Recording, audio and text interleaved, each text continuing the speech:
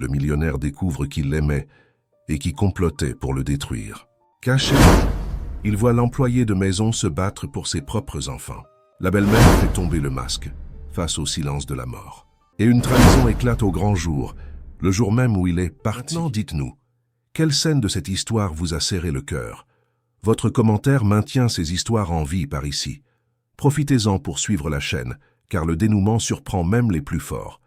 La pluie tombait sur Paris comme un manteau lourd, effaçant les contours de la ville dans une brume grise qui semblait aspirer toute la couleur du monde. Les gouttes frappaient contre les vitraux de la chapelle de Passy avec une insistance presque hypnotique, créant une bande-son mélancolique pour les funérailles d'Alain Moncler. À l'intérieur de la salle principale, des centaines de personnes vêtues de noir occupèrent les bancs en bois noble, leurs visages composant une galerie d'expressions soigneusement répétées. Tristesse, respect, solidarité, tout semblait parfaitement orchestré, comme si chaque personne présente savait exactement quel rôle jouer dans cette mise en scène collective. Au premier rang, Samira Halévy Moncler restait immobile, comme une statue de marbre. Ses yeux sombres, soulignés avec une précision chirurgicale, fixaient le cercueil fermé, sans verser une seule larme. La robe noire à la coupe impeccable épousait son corps élancé, et le voile de dentelle française qui couvrait partiellement son visage ne faisait qu'accentuer la beauté froide et énigmatique qui l'avait toujours caractérisée. À 42 ans, Samira était le genre de femme qui faisait tourner les têtes sur son passage, non seulement par son apparence, mais par l'aura de mystère qui l'enveloppait comme un parfum cher et indéchiffrable. À ses côtés, les 3 enfants d'Alain formaient un contraste douloureux avec le sang-froid de leur belle-mère. Hélène, l'aînée de 17 ans, gardait les yeux rivés au sol, les mains entrelacées avec une telle force que les jointures de ses doigts étaient blanches. Ses cheveux bruns tombaient en vagues désordonnées sur ses épaules et de temps en temps, son corps était secoué par des sanglots silencieux qu'elle tentait de contenir sans grand succès. Raphaël, 15 ans, était assis trop droit, trop rigide, comme s'il luttait contre son propre corps pour ne pas s'effondrer. Ses yeux bruns, si semblables à ceux de son père, parcouraient l'assistance avec une intensité troublante pour quelqu'un de si jeune. Et Théo, le Benjamin de seulement 8 ans, s'agrippait au bras d'une femme assise derrière eux, refusant de regarder devant, vers le cercueil qui était censé contenir la dépouille de son père. La femme qui consolait Théo était Amélie Deneuve, la gouvernante de la famille Moncler. À 53 ans, Amélie avait le genre de présence qui passait inaperçue dans des environnements comme celui-ci, remplis de gens importants et influents. Son visage aux traits simples, marqué par le temps et les dures expériences de la vie, attirait rarement l'attention. Mais ses yeux gris étaient différents, attentifs, analytiques, observant toujours, calculant toujours. C'étaient des yeux qui avaient déjà vu beaucoup de choses, des yeux qui avaient appris à lire entre les lignes des situations apparemment banales. Amélie connaissait cette famille mieux que personne. Elle travaillait depuis 5 ans dans l'hôtel particulier des Moncler, depuis qu'Alain l'avait engagée après un entretien inhabituel. Il n'avait pas posé de questions sur ses références ou son expérience avec les enfants. Au lieu de cela, il l'avait interrogée sur son passé dans la police judiciaire, sur l'affaire qui l'avait poussé à abandonner sa carrière, sur la façon dont elle gérait les situations de pression. À l'époque, Amélie avait trouvé cela étrange, mais elle avait accepté le poste parce qu'elle avait besoin de recommencer, parce qu'elle avait besoin d'un but après des années à errer dans un brouillard de culpabilité et de regret. L'affaire qui avait détruit sa carrière policière la hantait encore lors de ses nuits d'insomnie. Une fillette de 7 ans enlevée sur le chemin de l'école. Amélie avait dirigé l'enquête, suivi toutes les pistes, fait tout dans les règles de l'art. Mais cela n'avait pas suffi. Lorsqu'ils avaient finalement localisé la cachette, il était déjà trop tard. La fillette était traumatisée de manière irréversible, et Amélie n'avait plus jamais réussi à se regarder de la même façon. Elle avait demandé sa démission une semaine plus tard, jurant qu'elle n'échouerait plus jamais à protéger un enfant. Et là se trouvaient Hélène, Raphaël et Théo, les 3 enfants qu'elle s'était promis de protéger de sa propre vie si nécessaire. Au cours des 5 dernières années, Amélie avait observé ces petits grandir, vu leur personnalité se former, leur joie et leur peine, leurs peurs et leurs rêves. Elle était devenue plus qu'une employée. Elle était devenue la personne en qui ils avaient confiance lorsque le monde semblait trop hostile. Le prêtre conclut son homélie par des paroles creuses sur la vie éternelle et le repos mérité, et les gens commencèrent à se lever pour un dernier adieu. Samira fut la première à s'approcher du cercueil, le touchant légèrement du bout des doigts, un geste qui parut calculé dans sa délicatesse. Les enfants la suivirent, chacun perdu dans son propre tourbillon d'émotions. Amélie resta quelques pas en arrière, observant tout avec cette attention caractéristique, notant chaque détail, chaque expression, chaque mouvement. C'est alors qu'elle remarqua quelque chose qui la dérangea profondément. Parmi les présents, il y avait des hommes qu'elle n'avait jamais vus auparavant. Ils ne semblaient ni amis d'Alain, ni collègues de travail. Ils étaient bien habillés, mais il y avait quelque chose de rigide dans leur posture, quelque chose de militaire dans la façon dont ils se positionnaient stratégiquement dans la salle. Sécurité privée en déduisit. Amélie, mais engagée par qui et pourquoi? Alors que la cérémonie touchait à sa fin et que les gens commençaient à se disperser vers les voitures qui les attendaient sous la pluie, Amélie remarqua Samira conversant brièvement avec l'un des hommes. Le dialogue fut rapide, discret, mais la gouvernante capta le hochement de tête, le regard entendu. Quelque chose se passait, quelque chose qui allait au-delà de simples funérailles. L'hôtel particulier des Montclair, situé dans l'un des quartiers les plus exclusifs de Paris, était une propriété imposante qui occupait un pâté de maisons entier. Entourée de hauts murs et de jardins méticuleusement entretenus, la maison principale avait 3 étages, de larges fenêtres qui laissaient entrer la lumière en abondance et une architecture qui mêlait harmonieusement le classique et le contemporain. Alain avait construit cet endroit avec fierté, chaque détail reflétant sa personnalité, sophistiqué mais pas ostentatoire, élégant mais accueillant. Dans les jours qui suivirent les funérailles, l'atmosphère dans l'hôtel particulier changea de manière presque imperceptible pour qui ne connaissait pas bien la dynamique de la maison. Mais Amélie le remarqua. Comment ne l'aurait-elle pas remarqué? Les changements commencèrent modestement. Samira se mit à verrouiller la porte de son bureau, ce qu'elle n'avait jamais fait auparavant. Elle commença à recevoir des visiteurs à des heures étranges, demandant toujours à ne pas être dérangés. Les enfants, qui avaient auparavant la liberté de circuler dans toute la maison, étaient désormais gentiment mais fermement dirigés vers leurs propres ailes. Une semaine après les funérailles, pendant le petit déjeuner, Samira annonça les premiers changements formels.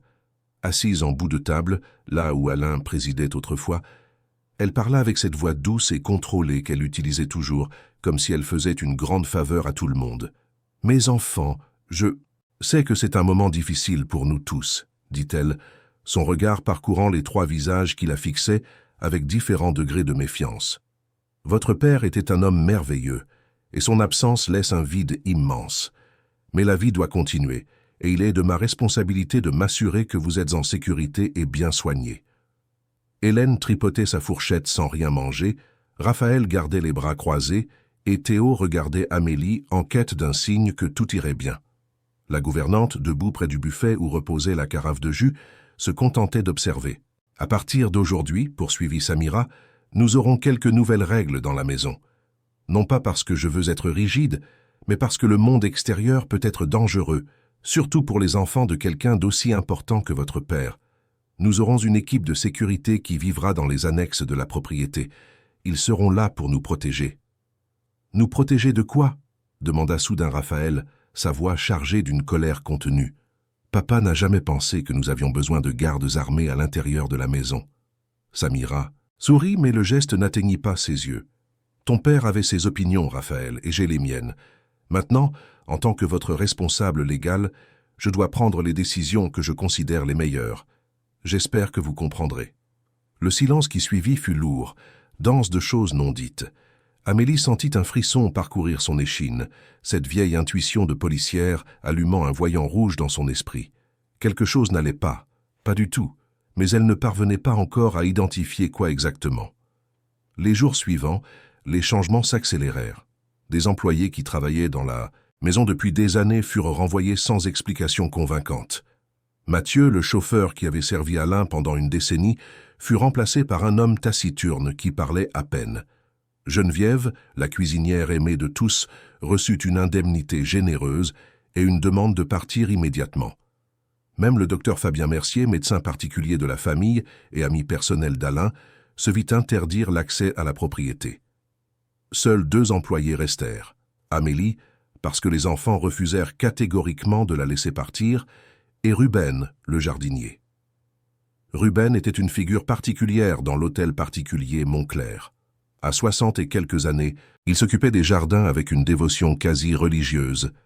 Il ne parlait pas, conséquence d'un traumatisme d'enfance qu'Amélie n'avait jamais réussi à découvrir complètement. Mais il communiquait par des gestes et des expressions faciales avec une clarté surprenante. La plupart des gens le sous-estimaient, le traitaient comme un élément du décor, oubliaient qu'il était là. Mais Ruben voyait tout, et Amélie avait appris, au fil des ans, à lire ses signes. Ce fut Ruben qui attira le premier l'attention d'Amélie sur quelque chose d'étrange. 3 semaines après les funérailles, alors qu'elle supervisait le dîner des enfants, le jardinier apparut dans la cuisine avec une expression qu'elle reconnut immédiatement. Urgence mêlée d'inquiétude. Il lui fit signe de le suivre, regardant par-dessus son épaule comme s'il craignait d'être vu.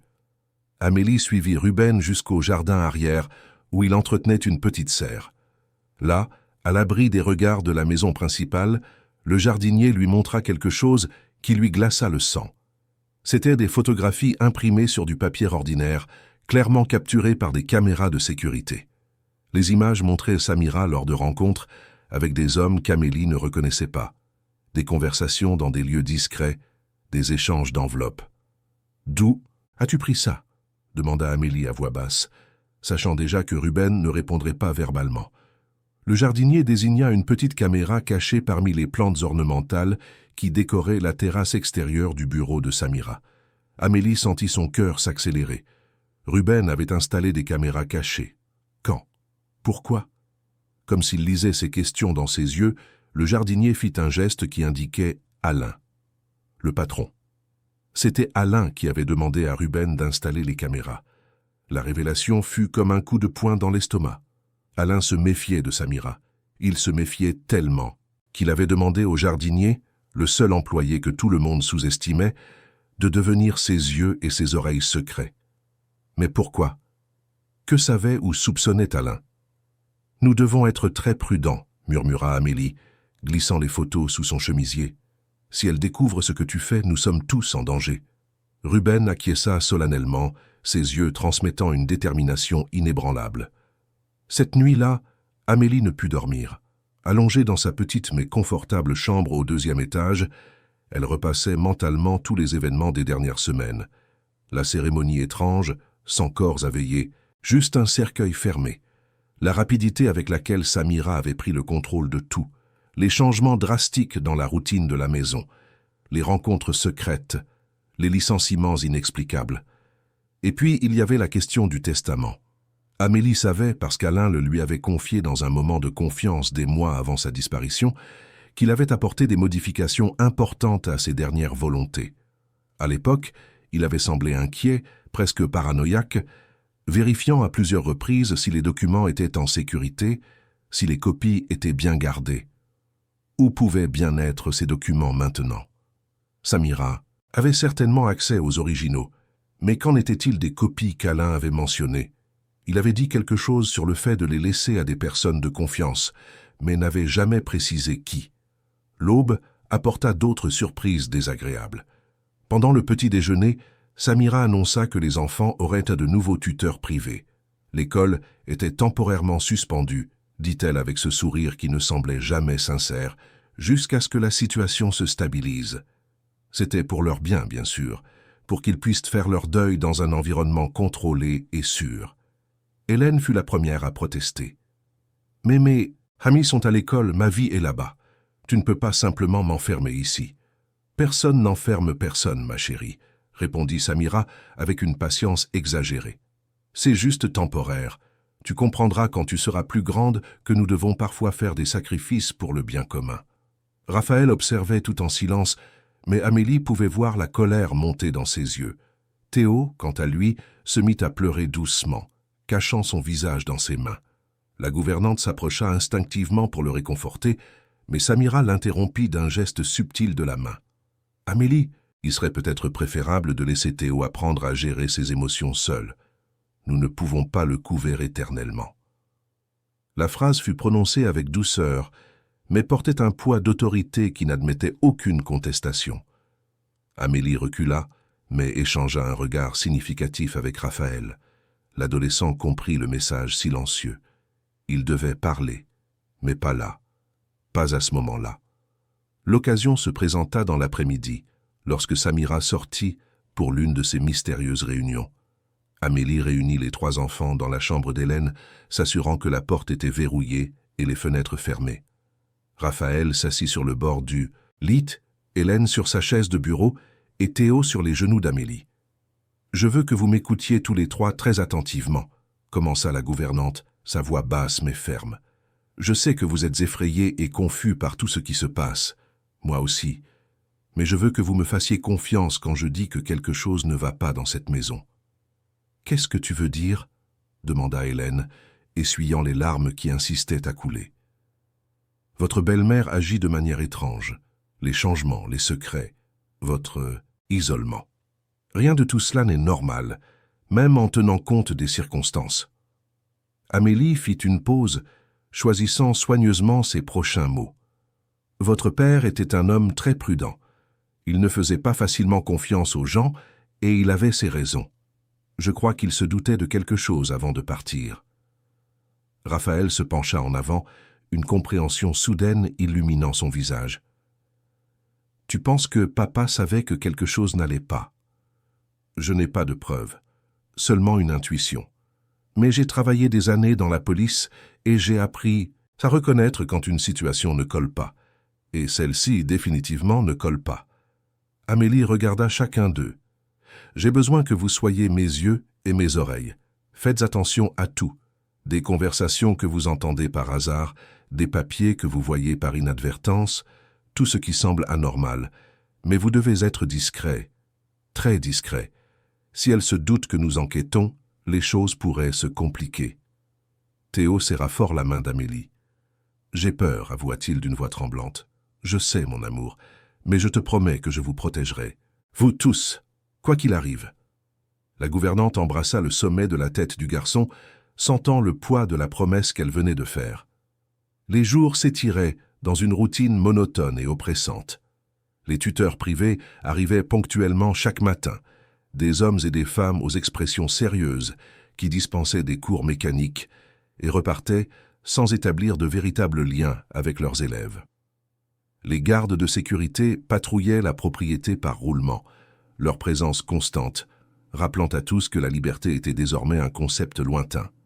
Hélène plongea dans une tristesse silencieuse, passant des heures enfermée dans sa chambre, écrivant dans des journaux qu'elle cachait sous son matelas. Raphaël devint encore plus observateur et silencieux, mais Amélie remarquait qu'il était toujours attentif, toujours en train d'analyser. Et Théo développait des cauchemars fréquents, se réveillant en hurlant au milieu de la nuit, appelant le père qui ne reviendrait plus jamais. Ce fut Raphaël qui fit la première découverte significative. 2 semaines après la conversation dans la chambre d'Hélène, il vint trouver Amélie avec un morceau de papier froissé qu'il avait trouvé dans la poubelle du bureau de Samira. C'était le brouillon d'une lettre, apparemment jetée à cause d'une erreur. Mais le contenu était révélateur. La lettre était adressée à un avocat, Gustave Léon, demandant une révision urgente des termes du testament d'Alain. Samira contestait des clauses spécifiques, argumentait sur la validité de certaines dispositions, suggérait des modifications qui bénéficieraient considérablement à sa position de veuve et de tutrice légale des héritiers. Amélie lut le document 3 fois, mémorisant chaque mot. Samira essayait donc de manipuler l'héritage. Mais pourquoi? Alain lui avait laissé des provisions généreuses dans le testament. Amélie en était certaine, à moins qu'il n'y ait autre chose, quelque chose que Samira devait cacher ou contrôler. « Nous devons trouver une copie du testament original », dit Amélie à Raphaël. « Ton père m'a dit un jour qu'il avait des copies dans des endroits sûrs. Si nous en obtenons une, nous pourrons la comparer avec n'importe quelle version que Samira présentera. »« Comment allons-nous faire ça ?» demanda l'adolescent, et Amélie vit dans son regard la même détermination qu'elle voyait dans les yeux d'Alain. « Laisse-moi faire. J'ai quelques contacts de mon époque à la police, des gens qui me doivent des faveurs. La gouvernante plia soigneusement le papier et le rangea. « Mais tu dois continuer à garder les yeux ouverts. Et fais attention, Raphaël, très attention. » La réponse vint sous la forme d'un léger hochement de tête, et Amélie sentit une pointe de tristesse. Raphaël était trop jeune pour porter ce fardeau, pour devoir se méfier de sa propre belle-mère, pour vivre dans ce climat de paranoïa et de peur. Mais la vie respectait rarement l'innocence de la jeunesse. Pendant ce temps, Ruben continuait son travail silencieux de surveillance.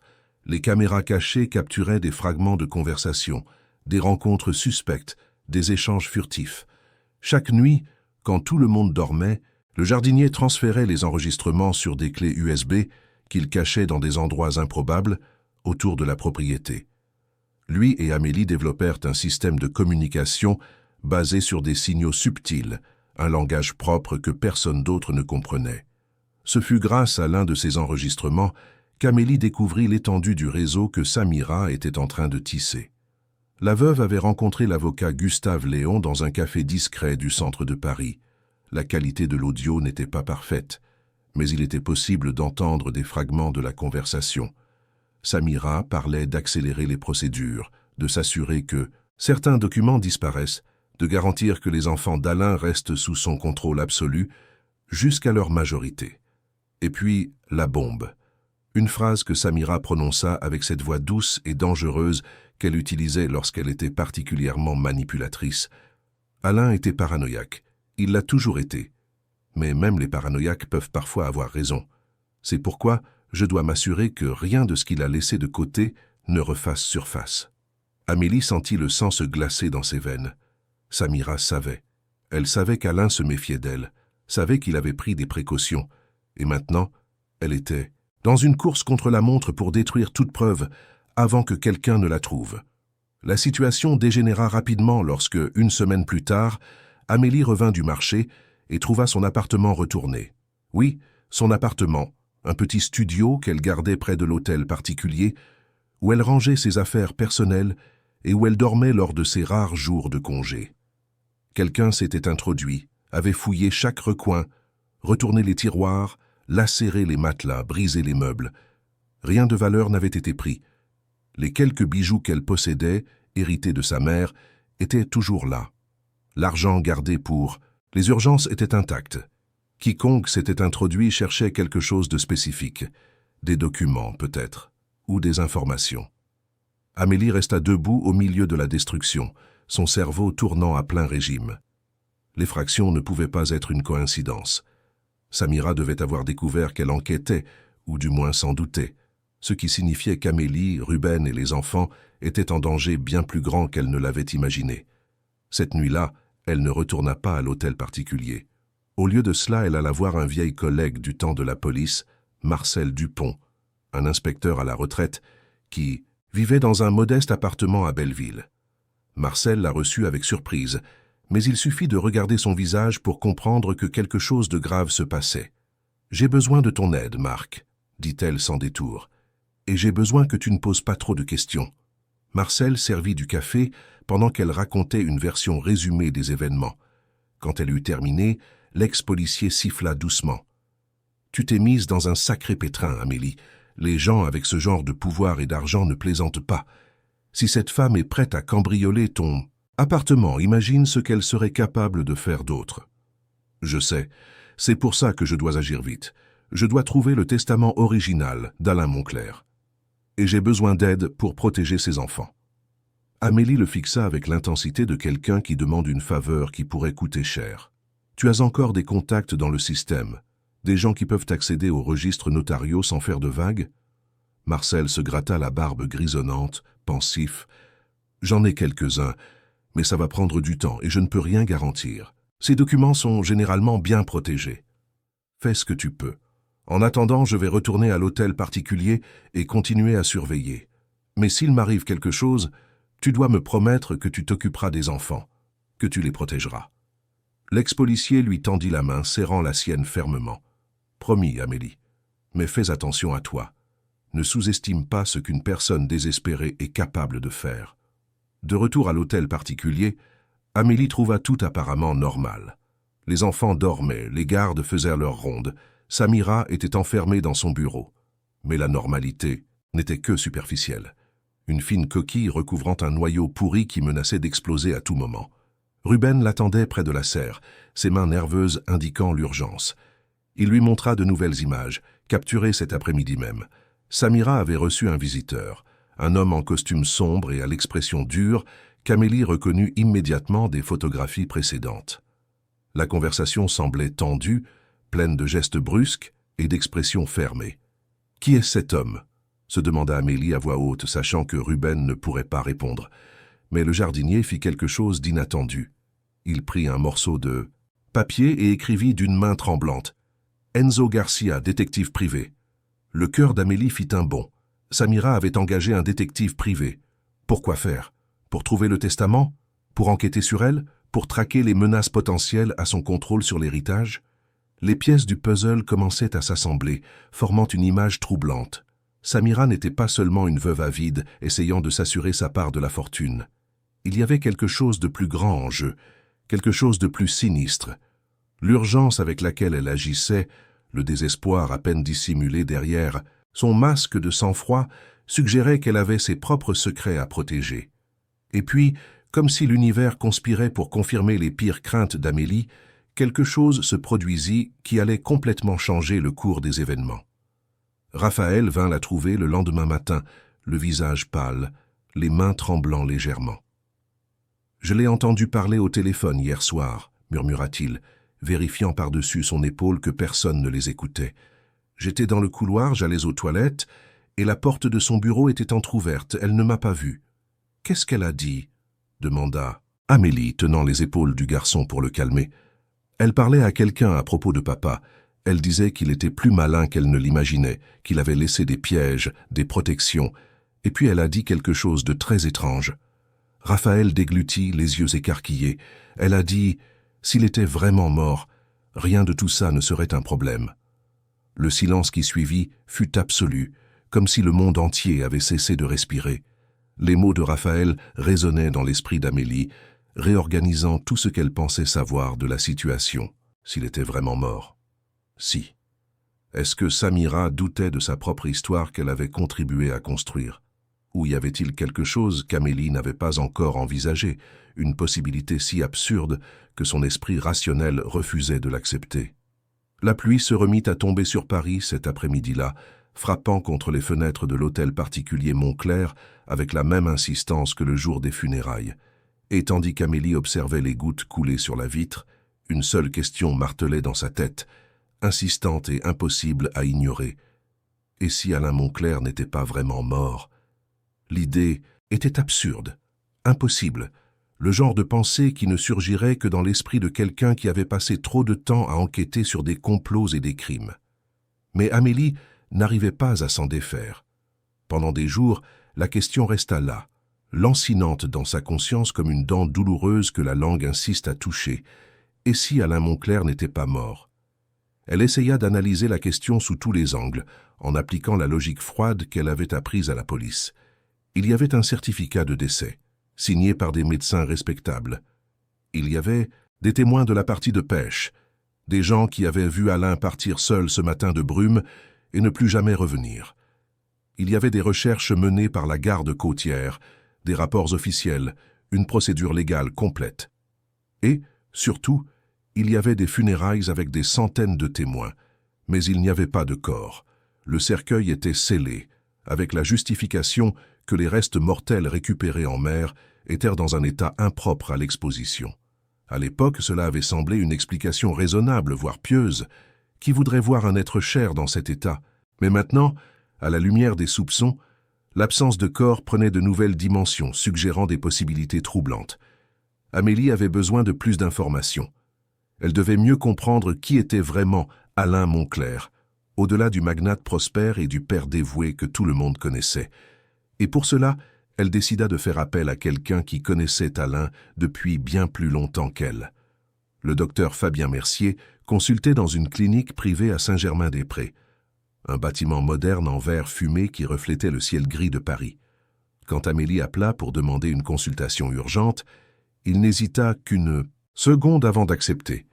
Ils se retrouvèrent dans son cabinet, un environnement au ton neutre décoré de diplômes, et de photographies de famille. « Amélie, quelle surprise !» dit le médecin en lui serrant chaleureusement la main. « Cela faisait longtemps que nous n'avions pas parlé. Comment vont les enfants? C'est à leur sujet que je suis venu vous parler.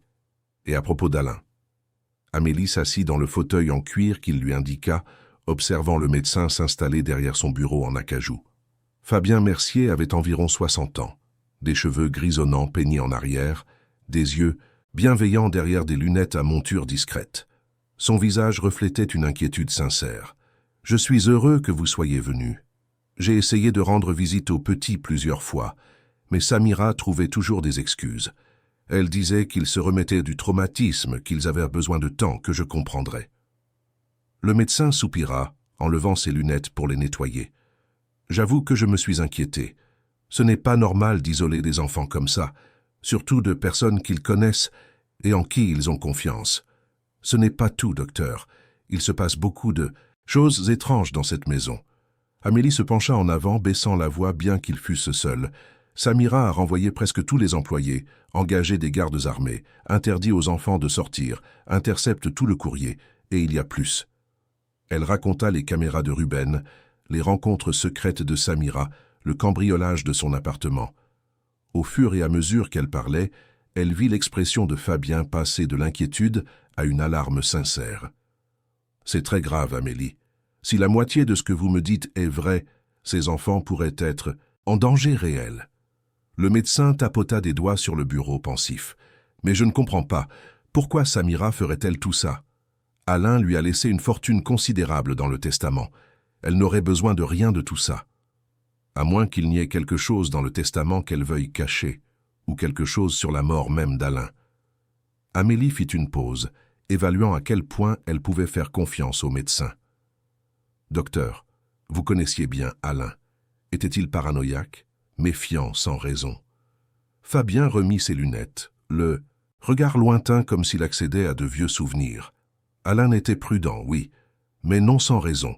Il a bâti un empire pharmaceutique à partir de rien, a fait face à la concurrence déloyale, aux tentatives de sabotage, à l'espionnage industriel. Il a appris très tôt que tout le monde n'est pas digne de confiance.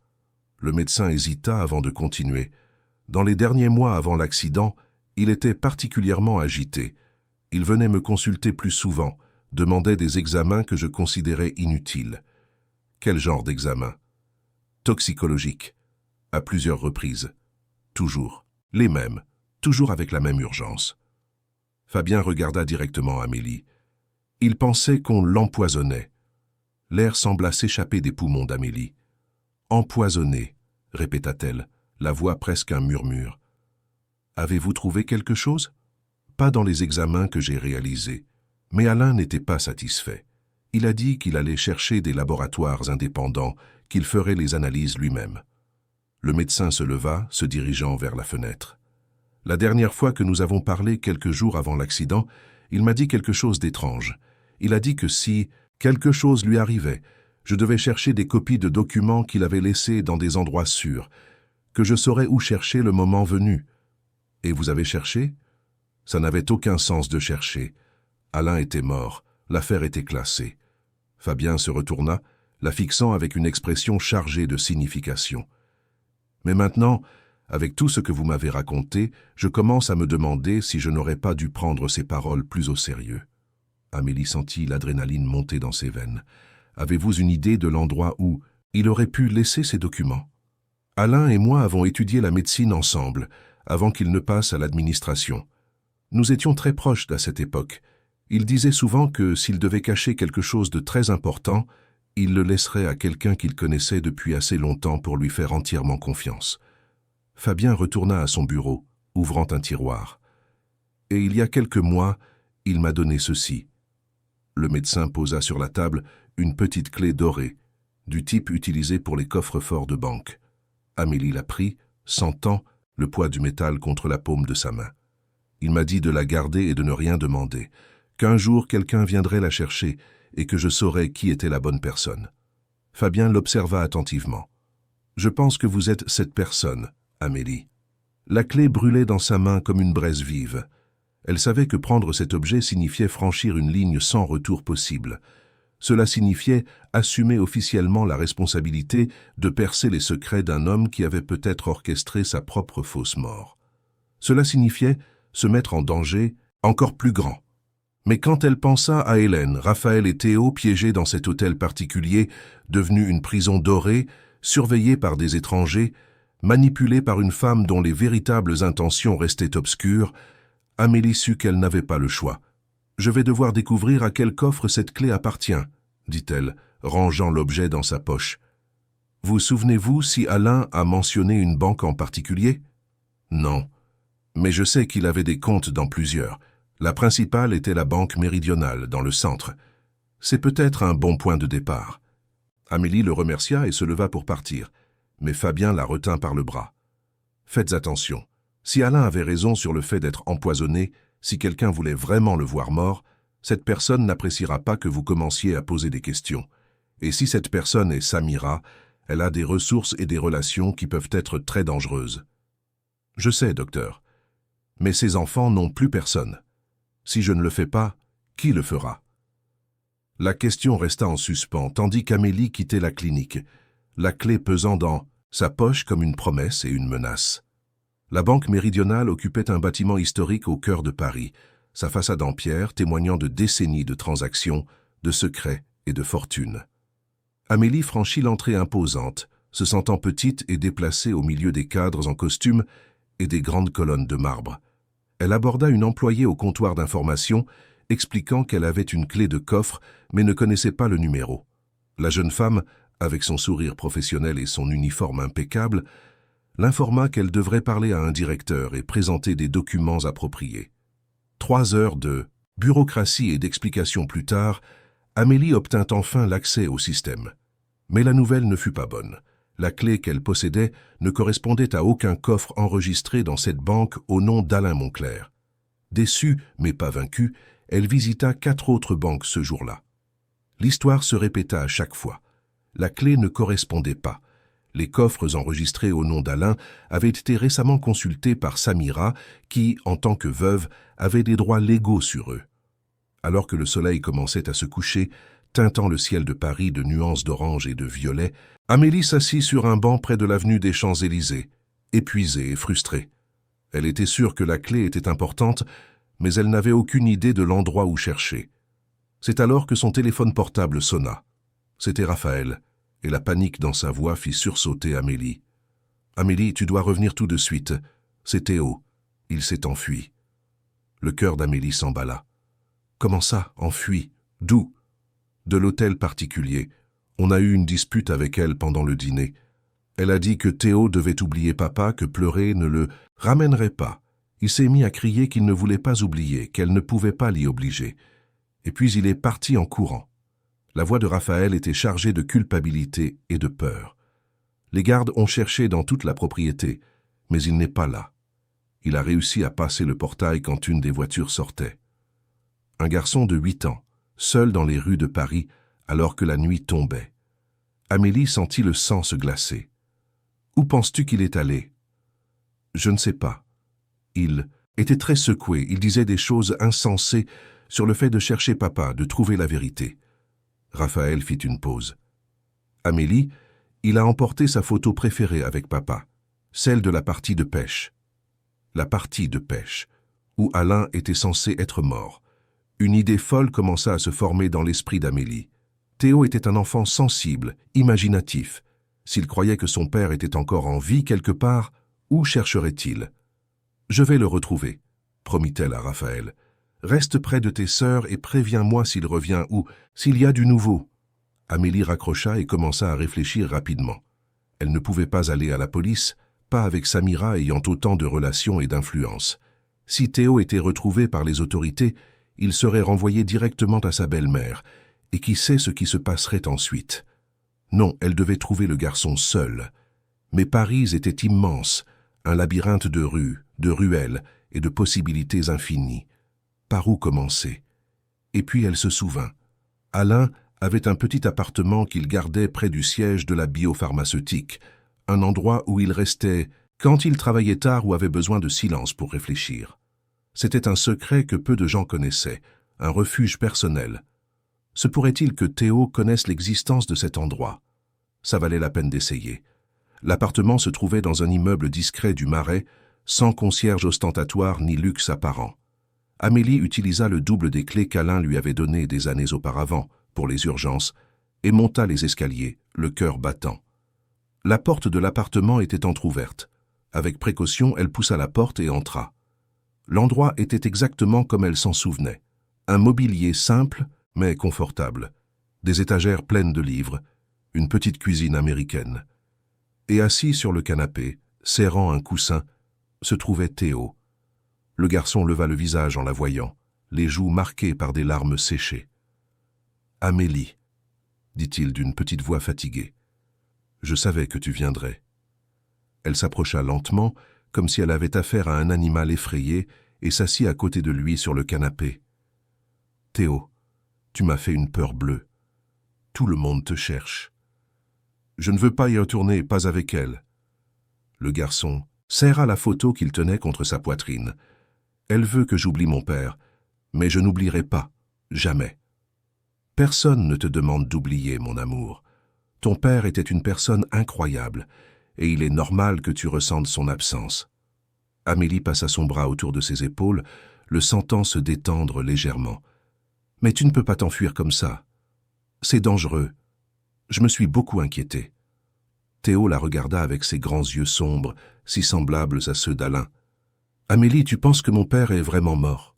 La question la prit au dépourvu. « Pourquoi demandes-tu ça ?»« Parce que parfois je sens qu'il est tout près, pas physiquement, mais comme s'il veillait encore sur moi de quelque part. » Le garçon regarda la photo dans ses mains. « Et parce qu'elle agit comme si elle avait peur qu'il revienne. Je l'ai remarqué dans sa façon de parler, dans les choses qu'elle fait. S'il était vraiment mort, pourquoi aurait-elle peur ?» La sagesse innocente de cette observation laissa Amélie sans voix un instant. Les enfants, voyant des choses que les adultes ignoraient, percevaient des vérités que la logique tentait de nier. « Je ne sais pas, Théo. » Amélie décida d'être honnête avec lui dans les limites appropriées. « Mais je sais que ton père vous aimait beaucoup, et s'il se passe quelque chose d'étrange, je découvrirai ce que c'est, je te le promets. Toi aussi tu penses qu'il y a quelque chose qui ne va pas, n'est-ce pas? Ce n'est pas juste mon impression. Je le pense, oui, mais j'ai besoin de temps pour tout comprendre. Et en attendant, j'ai besoin que tu sois courageux et que tu rentres à la maison. Pour moi, pour tes frères et sœurs. Vous pouvez compter sur moi, mais vous devez rester en sécurité. » Théo réfléchit un long moment avant d'acquiescer. « D'accord, mais tu me promets de me dire la vérité quand tu la découvriras, même si elle est mauvaise. Promis. » Ils restèrent assis là quelques minutes de plus, dans un silence confortable, jusqu'à ce qu'Amélie remarque quelque chose d'étrange. L'appartement était propre, pas seulement rangé, mais propre d'une manière qui indiquait une utilisation récente. Il n'y avait pas de poussière accumulée sur les meubles, la cuisine sentait légèrement le café, et il y avait une tasse à côté de l'évier. Quelqu'un était passé par là, récemment. « Théo, quand tu es arrivé ici, y avait-il quelqu'un dans l'appartement ?»« Non. Mais la porte n'était pas verrouillée. J'ai trouvé ça bizarre. » Le garçon regarda autour de lui. « Et ça sent la cigarette. Papa ne fumait pas. » Amélie se leva lentement, ses instincts de policière en alerte maximale. Il y avait un cendrier sur la table basse avec des mégots de cigarettes éteints. Récent, d'après l'odeur. Quelqu'un était là, peut-être encore. Dans les parages. « On s'en va, » dit-elle en prenant la main de Théo. « Maintenant. » Mais avant qu'il ne puisse atteindre la porte, celle-ci s'ouvrit.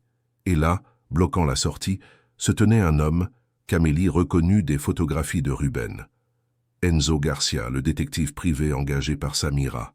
« Amélie Deneuve, je présume, » dit-il, sa voix rauque de fumeur. « Samira m'a parlé de vous, la gouvernante qui ne s'est pas restée à sa place. »« Dégagez !» ordonna Amélie, se plaçant entre l'homme et Théo. « Nous n'avons rien à nous dire. » « Je crois que si. » Enzo ferma la porte derrière lui, la verrouillant. « D'ailleurs, merci d'avoir ramené le garçon. Samira est très inquiète pour lui. Je vais le ramener personnellement. Vous ne poserez pas un doigt sur lui. » Le détective sourit, mais il n'y avait aucune humeur dans son expression. « Ça n'a pas besoin d'être comme ça. Je fais juste mon travail. » Il fit un pas en avant. « Mais puisque nous sommes là, vous voudrez peut-être me dire ce que vous cherchez. J'ai entendu dire que vous avez fait des visites intéressantes.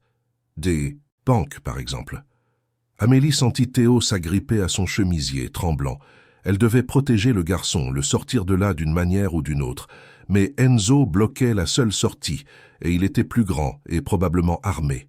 « Écoutez, » dit-elle, essayant de garder sa voix calme, « je ne sais pas ce que Samira vous a raconté, mais je ne fais rien de mal.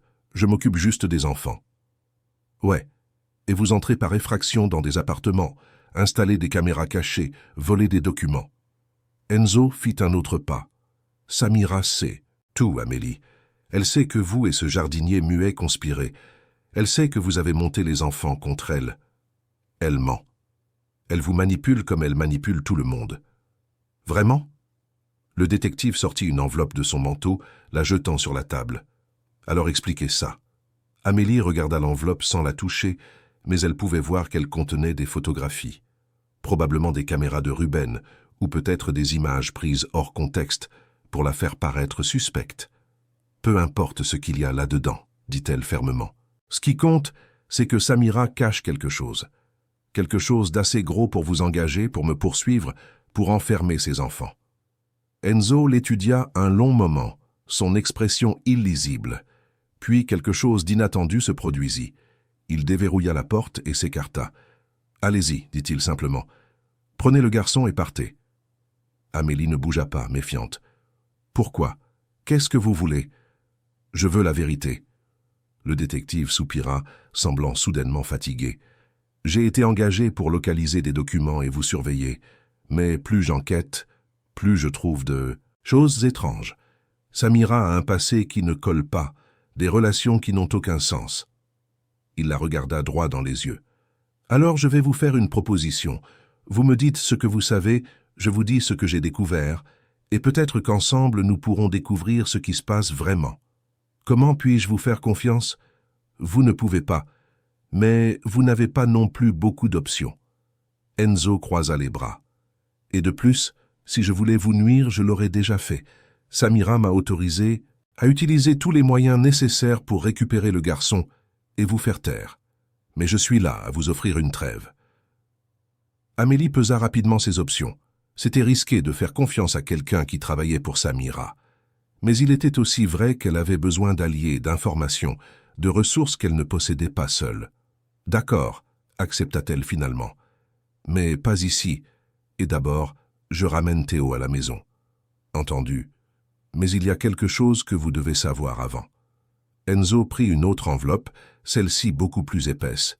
« J'ai passé les derniers jours à enquêter sur le passé de Samira Alevi. Ce que j'ai trouvé est troublant. Elle ne s'est pas toujours appelée ainsi. »« Quoi ? Samira Alevi est une identité qu'elle a prise il y a environ 15 ans, à Marseille. Avant cela, elle était connue sous le nom de Sofia Mendes, et elle était impliquée dans une série d'escroqueries contre des hommes d'affaires riches. » Il ouvrit l'enveloppe, montrant des documents et de vieilles photographies. Elle approchait des hommes prospères, gagnait leur confiance, se mariait avec eux, puis disparaissait avec une grande partie de leur fortune. Amélie regarda les images. La femme sur les photos était plus jeune, avait une autre couleur de cheveux, mais c'était indéniablement Samira.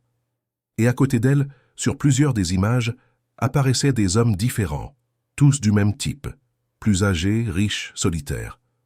Alain le savait? Je n'en suis pas sûr, mais s'il l'a découvert, cela expliquerait beaucoup de choses. Enzo rangea les documents. Cela expliquerait pourquoi il était paranoïaque, pourquoi il a pris des précautions extrêmes, pourquoi il a peut-être décidé que la seule façon de protéger ses enfants serait de se retirer de l'équation. Se retirer de l'équation. Les mots résonnèrent dans l'esprit d'Amélie, confirmant le soupçon qui grandissait dans sa poitrine. « Vous pensez qu'il a simulé sa propre mort ?» dit-elle, non pas comme une question, mais comme une affirmation. « Je pense que c'est une possibilité que nous ne pouvons pas écarter. » Enzo regarda Théo, qui était trop silencieux, absorbant tout avec des yeux écarquillés. « Et je pense que ce garçon a raison. Si Alain Moncler a planifié tout ça des mois à l'avance, alors il est quelque part observant, attendant, le bon moment pour agir. » Le téléphone d'Amélie vibra. C'était un message de Ruben ou plutôt de quelqu'un écrivant pour lui. Les mots lui glacèrent le sang. « Samira sait. Ils ont enlevé toutes les caméras. Elle est furieuse. Fais attention. Nous devons quitter Paris, dit Amélie, prenant Théo dans ses bras bien qu'il soit déjà trop grand pour cela. Nous devons emmener les enfants en lieu sûr. D'accord, mais où? Enzo se dirigea vers la fenêtre, jetant un coup d'œil à la rue. Samira a des ressources, des relations. Elle va chercher. Je connais un endroit. Une amie de mon époque, à la police, à la retraite, vit dans une ferme en Bourgogne, loin d'ici. Elle me doit des faveurs. Alors allons-y. Mais d'abord, nous devons récupérer les deux autres. L'opération de sauvetage fut risquée et improvisée, mais elle fonctionna. Enzo, utilisant sa position de détective engagé par Samira, entra dans l'hôtel particulier en prétendant avoir trouvé Théo et devoir faire un rapport complet. Pendant qu'il distrayait les gardes avec de la paperasse, Amélie, qui connaissait chaque recoin de cette maison, entra par l'arrière avec l'aide de Ruben. Hélène et Raphaël étaient dans leur chambre, enfermés sur ordre de Samira en punition pour avoir laissé Théo s'enfuir. Amélie les fit sortir en utilisant le passe-partout qu'elle avait gardé toutes ces années, les réunissant dans le jardin arrière pendant qu'Enzo tenait tout le monde occupé à l'avant. Ruben, cependant, refusa de partir. Par des gestes emphatiques, il fit comprendre qu'il resterait pour continuer à surveiller Samira, pour garder les yeux ouverts au cas où Alain tenterait de prendre contact. C'était risqué, mais Amélie comprit. Le vieux jardinier avait ses propres raisons, sa propre loyauté, envers Alain qui dépassait sa compréhension. Avant de partir, Ruben remit à Amélie une petite clé USB. À l'intérieur, expliqua-t-il par des gestes et des mots griffonnés, se trouvaient tous les enregistrements, toutes les preuves qu'ils avaient recueillies. C'était leur assurance-vie, la garantie que même s'il arrivait quelque chose, la vérité pourrait éclater. 3 heures plus tard, une voiture discrète conduite par Enzo quittait Paris, emmenant Amélie et les 3 enfants vers la campagne de Bourgogne. Sur la banquette arrière, Hélène tenait la main de Théo tandis que Raphaël regardait par la fenêtre, observant la ville disparaître dans le rétroviseur. « Est-ce qu'on va s'en sortir ?» demanda Hélène à voix basse, la peur et l'espoir mêlés dans sa voix. Amélie se tourna depuis le siège avant, offrant le sourire le plus confiant qu'elle put rassembler. « Oui, nous allons découvrir la vérité sur votre père, et nous allons nous en sortir. » Mais en parlant, elle toucha la clé USB dans sa poche et pensa à Alain Moncler. S'il était vivant, s'il avait tout orchestré, où était-il maintenant? À quoi pensait-il? Et quand déciderait-il de se révéler enfin? La nuit engloutit la route devant eux, pleine de possibilités et de dangers inconnus. La ferme de Marthe Olivier se trouvait en Bourgogne, à près de 6 heures de Paris, cachée entre des collines couvertes de forêts et de petites propriétés rurales. C'était le genre d'endroit où le temps semblait s'écouler plus lentement, où le chant des oiseaux remplaçait le bruit de la circulation et où la vie suivait des rythmes oubliés par la grande ville. Une simple maison en briques apparentes, une large terrasse avec un hamac, un poulailler à l'arrière et un potager que Marthe entretenait avec une dévotion quasi religieuse. Marthe avait été la partenaire d'Amélie au temps de la police judiciaire, une enquêtrice brillante dont la carrière s'était également terminée brusquement, bien que pour des raisons différentes. Une balle perdue lors d'une opération mal planifiée l'avait laissée avec des séquelles permanentes à la jambe droite, la forçant à une retraite anticipée à la quarantaine. Depuis, elle vivait là, dans ce havre de paix, élevant des poules, plantant des légumes et essayant d'oublier les fantômes que le métier avait laissés derrière lui. Quand la voiture d'Enzo s'arrêta devant le portail en bois, il était plus de 2 heures du matin. Marthe les attendait sur la terrasse, une tasse de café fumant à la main, le visage marqué par la curiosité et l'inquiétude. C'était une femme à la carrure solide, les cheveux grisonnants attachés en queue de cheval, les yeux bruns conservant encore cette acuité de celle qui avait passé des années à observer des détails que d'autres ignoraient. « Amélie Deneuve, dit-elle, alors que son ancienne collègue descendait de la voiture. Quand tu appelles au milieu de la nuit en parlant de protection de témoins non officiels, je sais que les ennuis sont sérieux. » Son regard parcourut les 3 enfants somnolents qui sortaient de la banquette arrière. Mais je n'imaginais pas que c'était aussi sérieux. Désolé de t'impliquer là-dedans, Marthe. Amélie serra son amie dans ses bras. Je n'avais nulle part où aller. N'importe quoi. Tu sais que tu peux toujours compter sur moi. Marthe se pencha pour regarder Hélène, Raphaël et Théo de plus près. Vous devez être épuisés, les petits. Entrez, j'ai préparé des chambres pour tout le monde. Enzo resta dehors, appuyé contre la voiture, fumant une cigarette tout en observant l'obscurité environnante. Amélie s'approcha de lui, pendant que Marthe emmenait les enfants à l'intérieur. « Tu ne viens pas ? Je dois retourner à Paris. » Le détective laissa échapper la fumée lentement. « Samira va vouloir un rapport, et si je disparais simplement, elle saura que j'ai changé de camp. Il vaut mieux que je garde les apparences, que je continue à travailler pour elle tout en vous transmettant des informations. C'est risqué. Je sais, mais c'est le seul moyen de savoir ce qu'elle prépare. » Enzo jeta sa cigarette par terre, l'écrasant. « Je dirais que j'ai trouvé Théo, mais que tu t'es enfui avec lui avant que je ne puisse intervenir. Que je vous ai suivi jusqu'à perdre votre trace près de Fontainebleau. Ça devrait nous donner quelques jours. Et si elle n'y croit pas, alors j'improviserai. » Il sourit sans joie. « Ce n'est pas la première fois que j'ai affaire à des clients difficiles. » Amélie étudia son visage, essayant de décider à quel point elle pouvait vraiment faire confiance à cet homme. Finalement, elle n'avait pas beaucoup de choix. « D'accord, reste en contact. Quoi que tu découvres, préviens-moi. Immédiatement. Compte sur moi. » Enzo monta dans la voiture, mais avant de démarrer le moteur, il baissa la vitre. « Amélie, cette clé USB que le jardinier t'a donnée, fais des copies, plusieurs, et cache-les dans des endroits différents. S'il arrive quelque chose, ce sera peut-être la seule protection que vous ayez. » Elle acquiesça, regardant la voiture disparaître sur la route sombre, ses feux arrière comme des yeux rouges avalés par la nuit. À l'intérieur de la maison, Marthe avait déjà installé les enfants. Hélène et Théo partageaient une chambre avec 2 lits simples, Raphaël avait une petite chambre à l'arrière, et Amélie aurait le canapé du salon. C'était à l'étroit, improvisé mais sûr. Après que tout le monde se fut retiré, les 2 femmes s'assirent à la table de la cuisine avec du café frais et des gougères encore chaudes du four à bois. Marthe écouta en silence, tandis qu'Amélie racontait toute l'histoire, des funérailles à la fuite, chaque détail, chaque soupçon, chaque preuve. « C'est de la folie, » dit Marthe quand elle eut terminé, mais son ton n'était pas d'incrédulité, juste de constatation. « Si la moitié de ce que tu me dis est vrai, cette femme est dangereuse. Et si l'autre moitié est aussi vraie, cet homme a simulé sa propre mort et laisse ses propres enfants souffrir pendant qu'il joue au détective fantôme. Je sais ce que ça a l'air. » Amélie se frotta le visage, l'épuisement finissant par la rattraper. « Mais j'ai vu les documents sur son passé, Marthe. Samira Alevi n'existe pas. C'est une escroc professionnelle qui a déjà fait ça avant. Et tu penses qu'Alain l'a découvert? » « Je le pense, oui. Et je pense qu'il ne savait plus en qui. Avoir confiance. Alors il a décidé que la seule façon de protéger ses enfants et d'exposer la vérité serait de se retirer du jeu. Mort, il ne serait plus une menace pour elle, ne serait pas la cible d'empoisonnement ou de sabotage. Mais vivant et caché, il pourrait enquêter sans être empêché. C'est une théorie. Mais où est-il? S'il est en vie depuis près de 2 mois, pourquoi ne s'est-il pas encore montré? Bonne question. Amélie regarda par la fenêtre, vers l'obscurité extérieure. Peut-être qu'il rassemble des preuves, ou qu'il attend le bon moment, ou peut-être qu'il teste tout le monde pour voir qui est loyal et qui ne l'est pas. Y compris toi, y compris moi.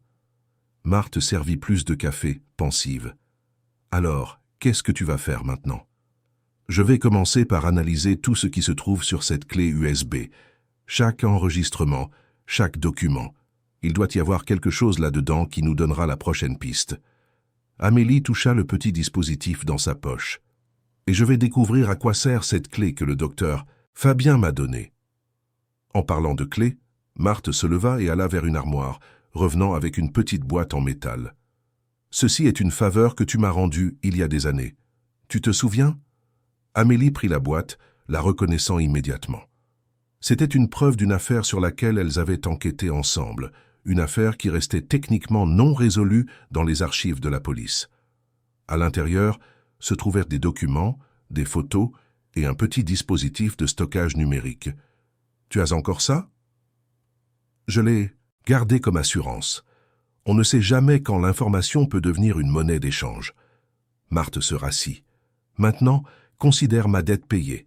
Tu as un endroit sûr ici, aussi longtemps que tu en auras besoin. Mais sois prudente, Amélie. Les gens avec de l'argent et des secrets ne plaisantent pas. » Les semaines suivantes établirent une routine étrange mais fonctionnelle. Les enfants s'adaptèrent à l'environnement rural avec une facilité surprenante. Hélène se mit à aider Marthe au potager, trouvant dans la terre et les plantes une sorte de thérapie silencieuse pour traiter tout ce qui se passait. Raphaël explorait la propriété, cataloguant mentalement chaque recoin, chaque sortie, chaque itinéraire de fuite possible, s'il devait à nouveau courir. Et Théo, qui avait subi tant de traumatismes ces dernières semaines, redécouvrit la capacité de sourire en poursuivant les poules et en apprenant à traire l'unique vache que Marthe gardait. Amélie passait ses journées à analyser le contenu de la clé USB. Heure après heure, assise devant le vieil ordinateur portable de Marthe, elle regardait les enregistrements que Ruben avait compilés. Des conversations entre Samira et ses mystérieux visiteurs, des appels téléphoniques interceptés, des rencontres filmées sous des angles discrets. Lentement, un schéma commença à émerger. Samira cherchait quelque chose. Pas seulement des documents ou de l'argent, mais quelque chose de spécifique qu'Alain possédait. Dans les enregistrements, elle mentionnait à plusieurs reprises un projet, quelque chose qu'Alain avait développé au cours des dernières années de sa vie. Un projet lié à la biopharmaceutique, mais gardé dans le secret absolu même des associés et des directeurs de l'entreprise. Dans l'un des enregistrements les plus récents, daté de quelques jours avant la fuite d'Amélie, Samira conversait avec un homme à l'accent étranger, peut-être argentin. La qualité de l'audio n'était pas parfaite, mais on pouvait en comprendre assez. « Il l'a trop bien caché », disait Samira, la frustration évidente dans sa voix normalement contrôlée. « J'ai retourné la maison, fouillé les bureaux, fait pression sur les associés, rien. C'est comme si le projet n'avait jamais existé. »« Mais il a existé », répondait l'homme. « J'ai la confirmation d'au moins 3 sources indépendantes.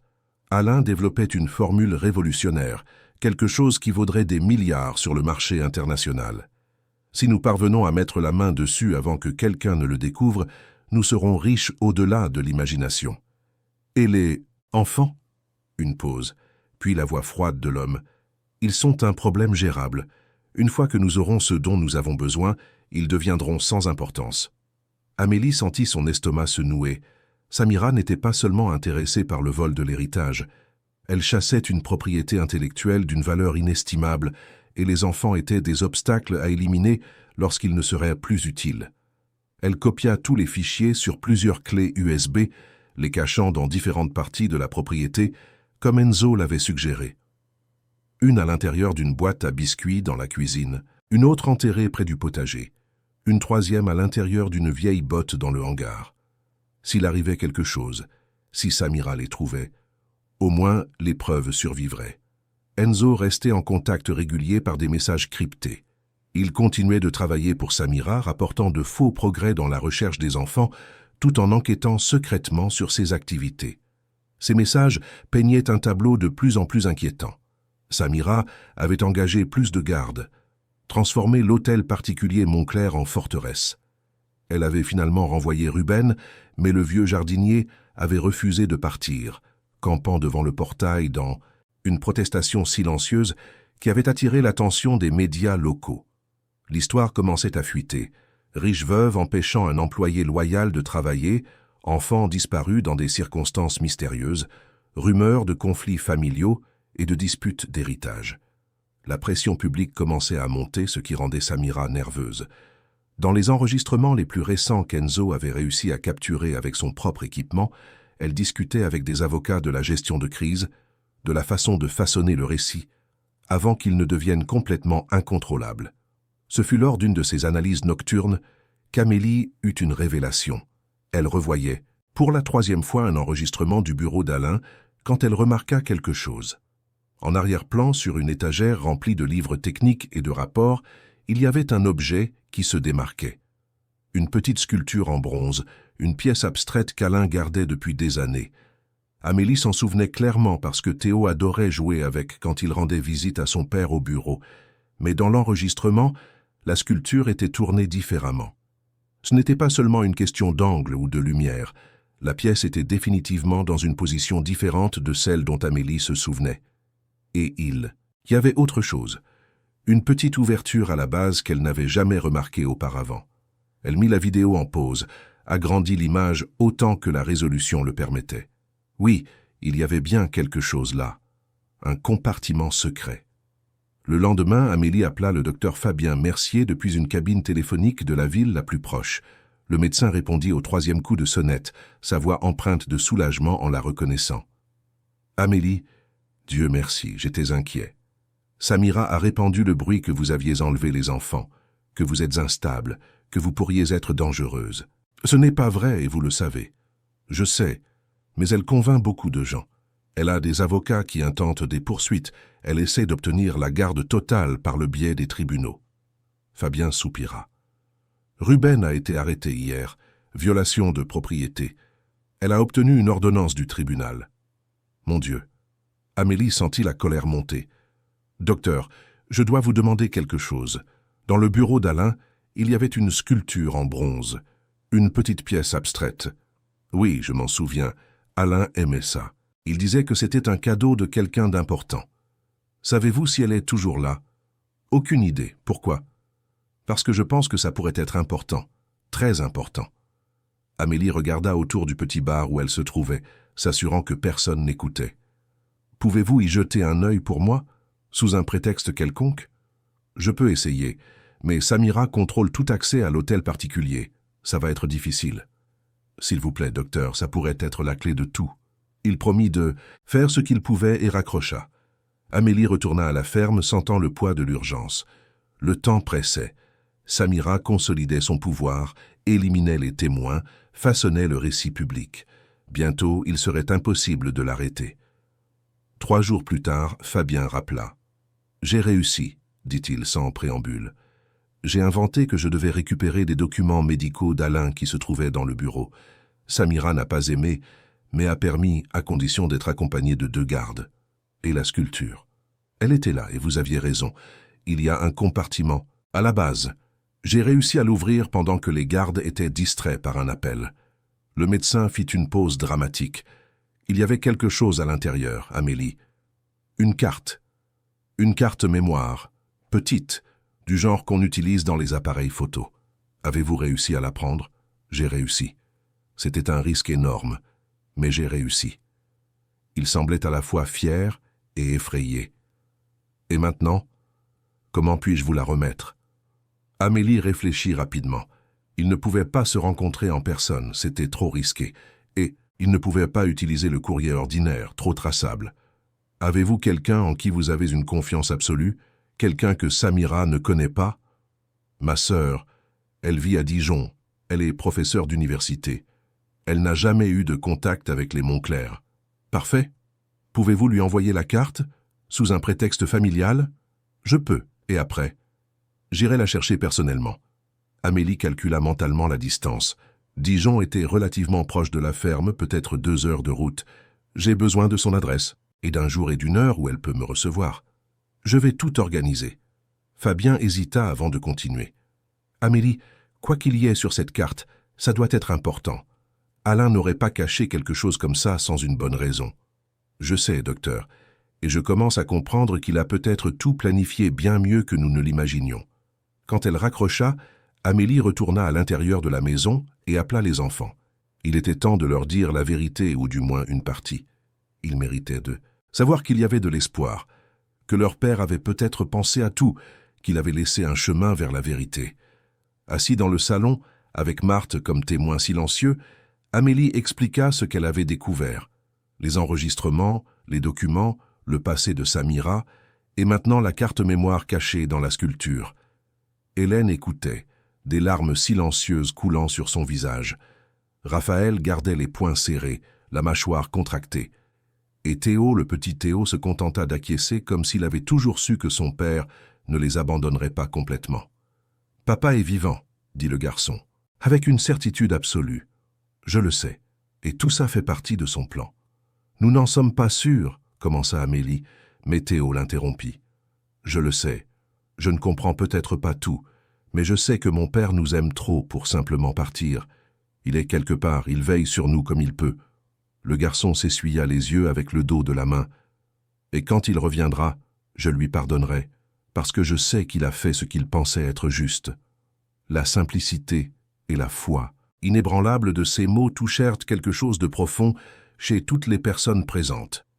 Hélène serra son petit frère dans ses bras, Raphaël se joignit à eux, et pendant un bref instant, dans ce simple salon d'une ferme de la campagne bourguignonne, les trois enfants s'autorisèrent à croire que tout finirait bien. 2 jours plus tard, Amélie fit le voyage jusqu'à Dijon. La sœur du docteur Fabien, une femme d'âge moyen et douce nommée Cécile, la reçut dans son appartement près de l'université où elle enseignait. Elle lui remit la carte mémoire dans une enveloppe scellée, sans poser de questions, transmettant simplement une solidarité silencieuse par une étreinte sincère. De retour à la ferme, Amélie inséra la carte dans l'ordinateur portable avec des mains tremblantes. Ce qu'elle y trouva la laissa sans voix. C'étaient des vidéos, des dizaines. Alain parlant directement à la caméra, expliquant tout. Ces monologues étaient datés, le plus ancien datant de près d'1 an avant le prétendu accident. Il parlait de ses soupçons concernant Samira, des symptômes étranges qu'il ressentait, des examens toxicologiques qu'il avait effectués en secret. Il parlait d'avoir engagé des enquêteurs privés qui avaient découvert son véritable passé, la chaîne de fausses identités, les escroqueries précédentes. Et puis, dans la vidéo la plus récente, enregistrée seulement 3 jours avant l'accident, Alain annonçait sa décision. « Si vous regardez ceci, disait-il, regardant directement la caméra avec ses yeux fatigués mais déterminés, alors j'ai réussi à faire ce que j'avais prévu. J'ai simulé ma propre mort. Je sais ce que ça a l'air. Je sais à quel point ce sera difficile pour mes enfants, pour les gens que j'aime. Mais je ne voyais pas d'autre issue. » Il passa la main dans ses cheveux, un geste qu'Amélie l'avait vu faire des centaines de fois lorsqu'il était inquiet. « Samira essaie de m'empoisonner. J'ai des preuves, j'ai des examens, j'ai tout documenté. Mais si je la confronte directement, je sais qu'elle trouvera un moyen de me faire taire. Elle a des relations, des ressources, de l'expérience en la matière. J'ai donc décidé de retourner la situation. Mort, je ne suis plus une menace pour elle. Mort, elle se révélera complètement, montrera ses véritables intentions. » Il continuait en expliquant les détails. Comment il s'était procuré un corps, obtenu par des contacts qu'il préférait ne pas nommer, quelqu'un sans famille, sans identité, quelqu'un dont le décès passerait inaperçu. Comment il avait planifié l'accident de pêche, s'assurant qu'il y ait des témoins mais que le corps ne puisse jamais être complètement identifié. Comment il avait soudoyé le médecin légiste, corrompu des documents, créé une mort parfaite. « Et maintenant je suis mort pour le monde », concluait-il dans cette dernière vidéo.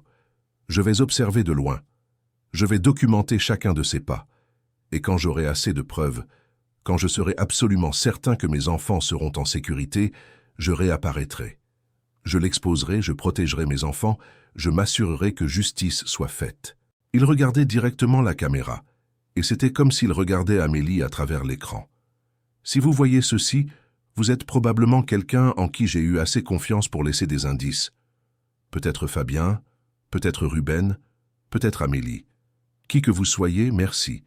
Merci de vous être occupé d'eux quand je ne le pouvais pas. Merci d'avoir cru que quelque chose n'allait pas.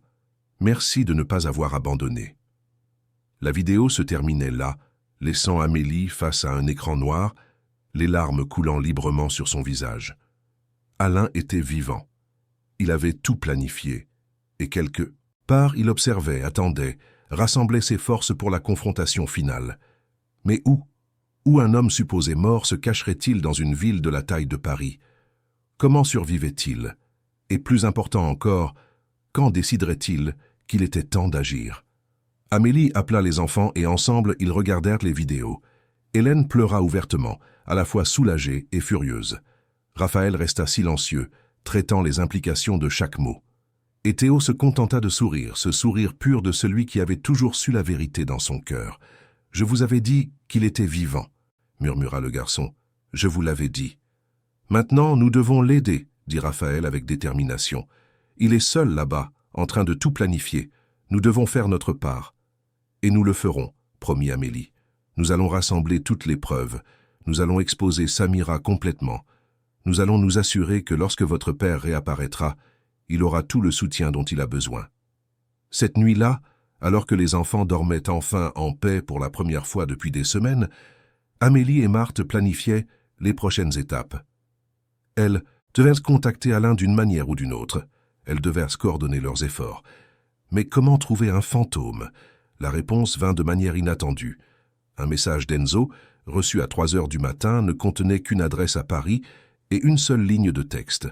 « Il veut te parler, demain midi, viens seul. » Le cœur d'Amélie s'accéléra. Alain était prêt à prendre contact. Après près de 2 mois cachés, observant, planifiant, il était enfin prêt pour la phase suivante de son plan. Et elle, Amélie Deneuve, ex-policière qui avait passé des années à se blâmer de ne pas avoir pu sauver un enfant, aurait la chance d'aider à en sauver 3. Elle aurait la chance de faire partie de quelque chose de plus grand, de corriger les erreurs du passé par les actions du présent. Alors que le soleil se levait sur les montagnes de Bourgogne, teintant le ciel de rose et d'or, Amélie se préparait pour le voyage de retour à Paris. Retour au danger, retour à la conspiration, retour à l'homme qui avait trompé jusqu'à la mort elle-même. La vérité était sur le point d'éclater, et quand cela arriverait, plus rien ne serait comme avant. L'adresse qu'Enzo avait envoyée menait à un quartier de l'est de Paris, loin des cercles où Alain Moncler avait l'habitude de se mouvoir. C'était une région de maisons simples, de commerces populaires, de gens travailleurs qui se levaient avant le soleil et rentraient chez eux après son coucher. Le genre d'endroit où un magnate de l'industrie pharmaceutique serait aussi invisible qu'une goutte d'eau dans l'océan. Amélie arriva ponctuellement à midi, au volant d'une voiture prêtée par Marthe, vérifiant le rétroviseur à chaque coin de rue pour s'assurer qu'elle n'était pas suivie. L'adresse correspondait à une petite épicerie, de celles traditionnelles, qui vendent un peu de tout, fruits, légumes, produits de nettoyage, quelques conserves. La façade avait besoin d'un coup de peinture, l'auvent était délavé par le soleil, mais l'endroit avait cet air honnête d'établissement familial entretenu à la sueur de son front. Elle se gara dans une rue adjacente et entra. L'intérieur sentait les fruits mûrs et la lessive. Derrière le comptoir, un homme de dos rangeait des paquets de riz sur une étagère. Il portait un simple t-shirt, un jean usé, une casquette élimée. Quand il se retourna, il fallut quelques secondes à Amélie pour le reconnaître. Alain Moncler était méconnaissable. La barbe de plusieurs jours, plus épaisse qu'elle ne l'avait jamais vu emporter, était parsemée de fils gris. Les cheveux, autrefois toujours impeccablement coupés et coiffés, avaient poussé et tombaient en désordre sous la casquette. Il avait maigri, ses yeux cernés révélaient des nuits mal dormies. Mais c'était lui. Les mêmes yeux intelligents, la même posture droite même dans des vêtements modestes, la même présence qu'aucun déguisement ne pourrait complètement effacer. « Amélie », dit-il simplement, sa voix rauque de quelqu'un qui a passé trop de temps en silence. « Merci d'être venue. » Elle ne put parler un instant, des émotions contradictoires se livrant bataille dans sa poitrine. Le soulagement de le savoir vivant, la colère pour tout ce que les enfants avaient souffert, l'admiration pour le courage du plan, l'horreur de sa nécessité. « Monsieur Moncler », parvint-elle enfin à dire, « où dois-je vous appeler autrement maintenant ?» Un demi-sourire triste traversa son visage. « Ici, je suis juste Dante, Dante Sales. Je travaille dans cette épicerie. Je vis dans l'appartement au-dessus, je paie mon loyer à temps et je passe complètement inaperçu. » Il lui fit signe de le suivre. « Montons, nous pourrons parler plus en privé. » L'appartement était minuscule, une seule pièce qui servait de chambre, de salon et de cuisine, avec une salle de bain microscopique au fond. Mais il était organisé, propre, et un mur entier avait été transformé en un centre d'opération improvisé. Des moniteurs diffusaient des flux de caméras, des documents couvraient une table improvisée, de vieux ordinateurs, mais fonctionnels, traitèrent des informations.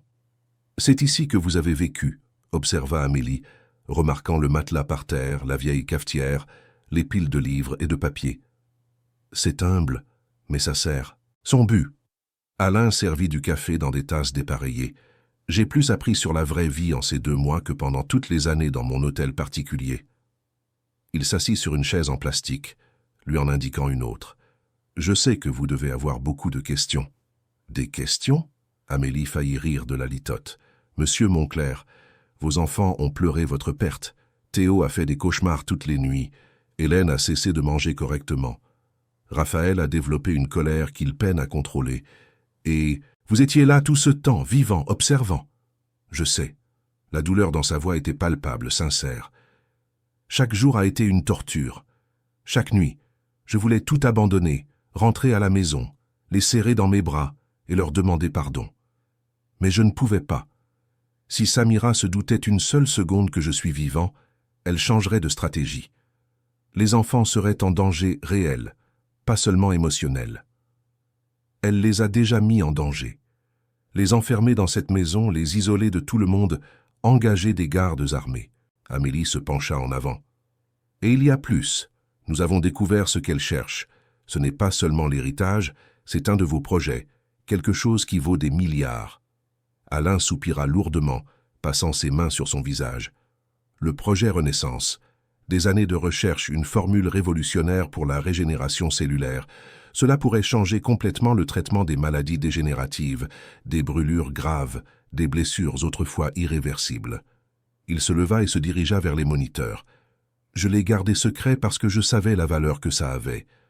Je ne voulais pas que ça tombe entre de mauvaises mains avant d'être complètement testé et breveté. Et Samira l'a découvert.